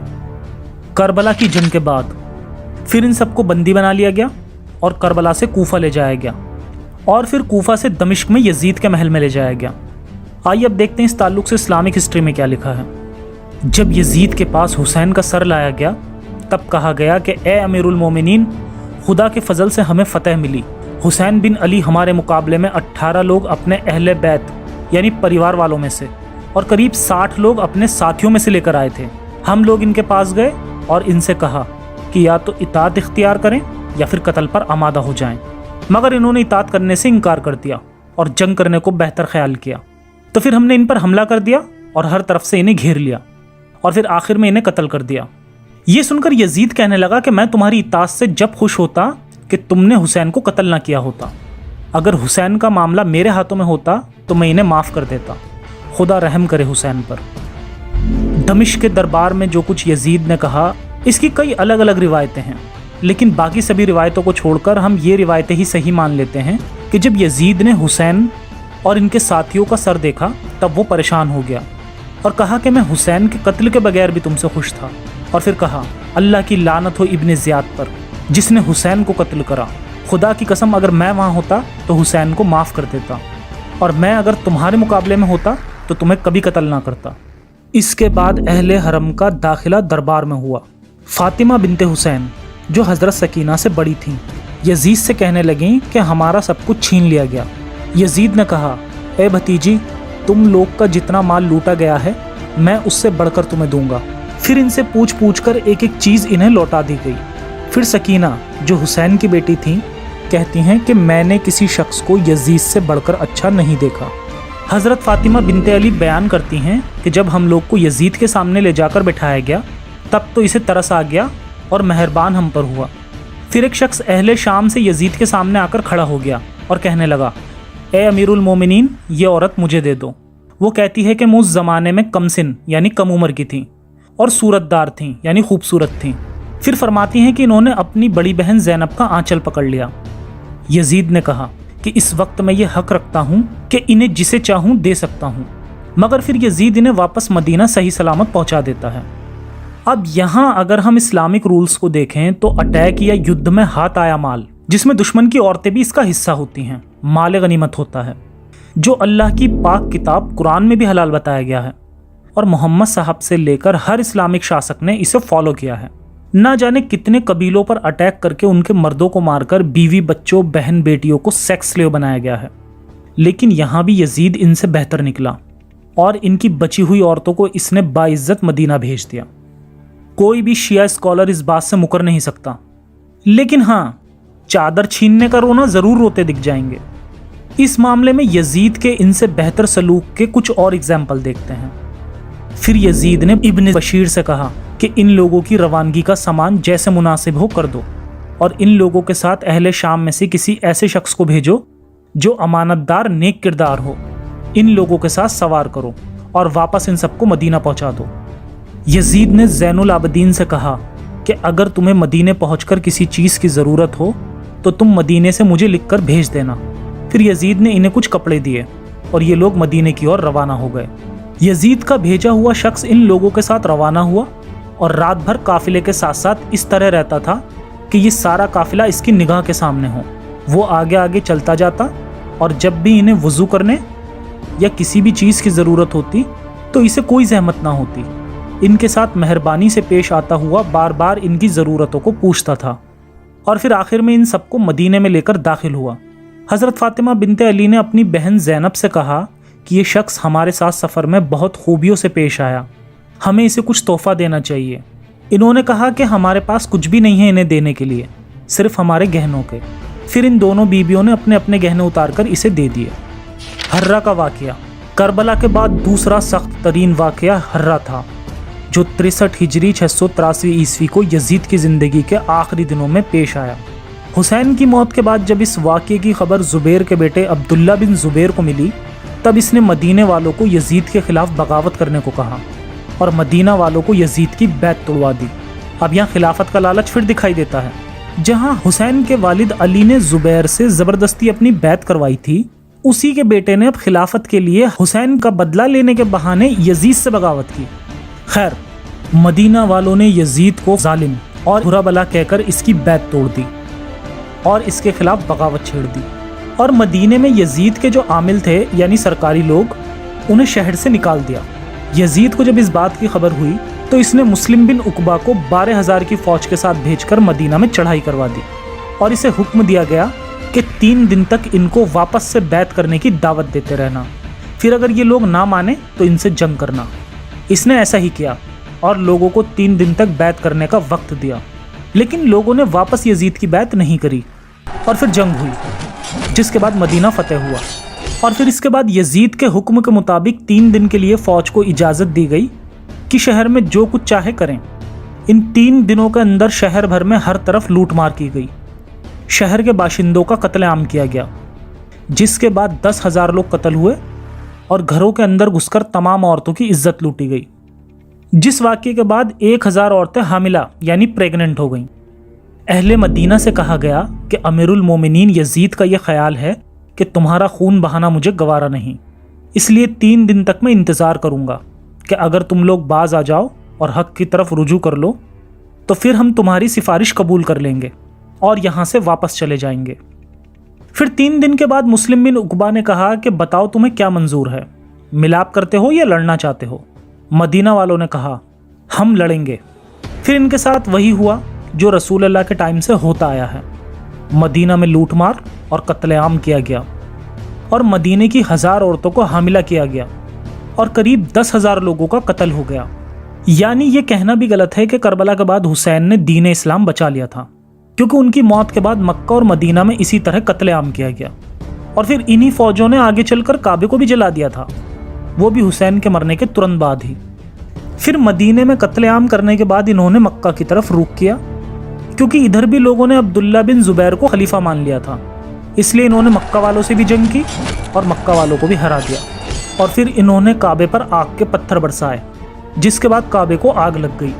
اس طرح کے حملے کعبے پر 50 بار کیے گئے، اور ہر بار مسلم حکمرانوں نے ہی حکومت کے چکر میں ایسے کام انجام دیے۔ خیر، یزید نے یہ دونوں جنگیں فتح کر لی تھیں، اور پھر اس کے کچھ سمے بعد یزید اپنی ذاتی بیماری کی وجہ سے 64 ہجری 683 عیسوی کو مر جاتا ہے۔ مختار کا واقعہ۔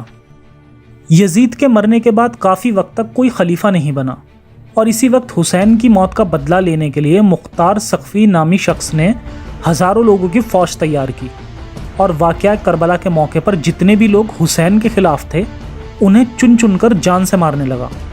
مختار لوگوں کو مارنے کے بعد ان کا کٹا ہوا سر زین العابدین کے پاس بھجواتا تھا، اور زین العابدین مختار کے لیے دعا کرتے تھے۔ جب مختار نے حسین کا بدلہ لینے کے لیے کافی تعداد میں لوگوں کو مار دیا، تب لوگوں نے مختار کے خلاف بھی بغاوت کی اور اسے اور اس کے خاندان والوں کو بھی قتل کر دیا۔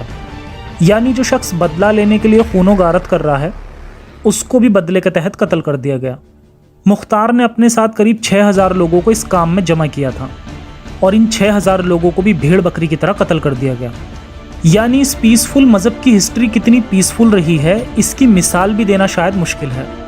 مختار کے تعلق سے ایک بات اور مشہور ہے کہ اس نے ہی سب سے پہلے حسین کی مزار کو تعمیر کیا تھا، مگر جب بنو عباس کی خلافت آئی تب عباسیوں کا ایک خلیفہ جس کا نام المتوکل تھا، اس نے حسین کی مزار کو توڑوا دیا اور یہاں پر کھیتی باڑی کروائی۔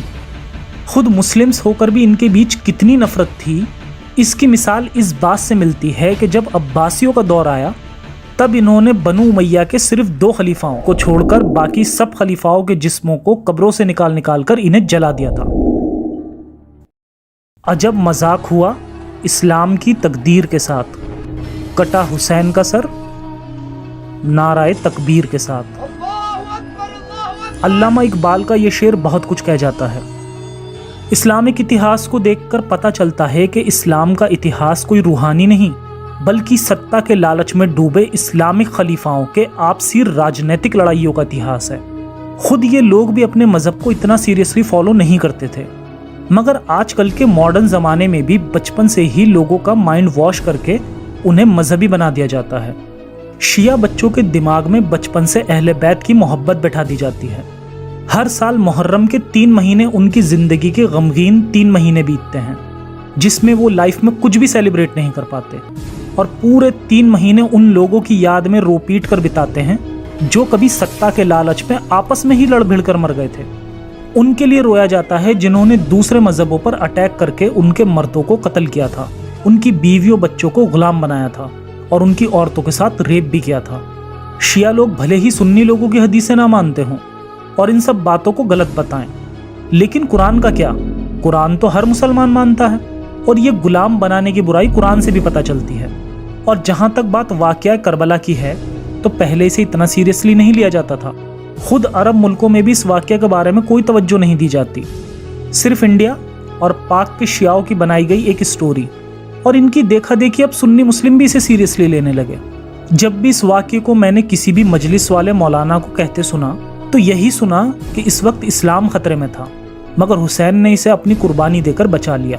मगर जब आप इनकी मुकद्दस किताबों को पढ़ते हैं तो पता चलता है कि ये सभी जंगें खिलाफत के लालच में लड़ी गईं, ना कि इस्लाम को बचाने के लिए।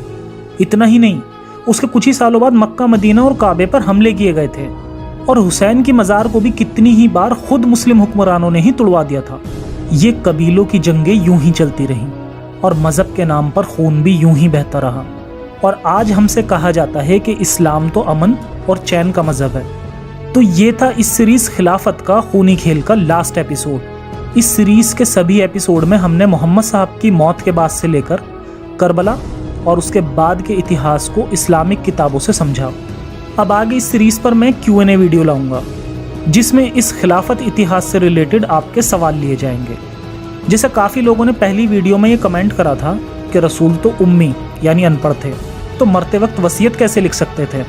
हालांकि रसूल उम्मी थे या नहीं, उस बात को मैं पहले ही अपनी एक वीडियो के थ्रू एक्सपोज कर चुका हूँ। आप लोग अपने सवाल #खिलाफत कीवर्ड के साथ किसी भी खिलाफत वीडियो के कमेंट सेक्शन में अपने सवाल पूछें, और अगर वीडियो लायक सवाल हुए तो बहुत जल्दी इस पर Q&A वीडियो लेकर मिलेंगे। तब तक के लिए सुरक्षित रहें और अपना और अपनों का ख्याल रखें, पाखंड और कट्टरता से बचें और आज़ाद ख्याल बनें।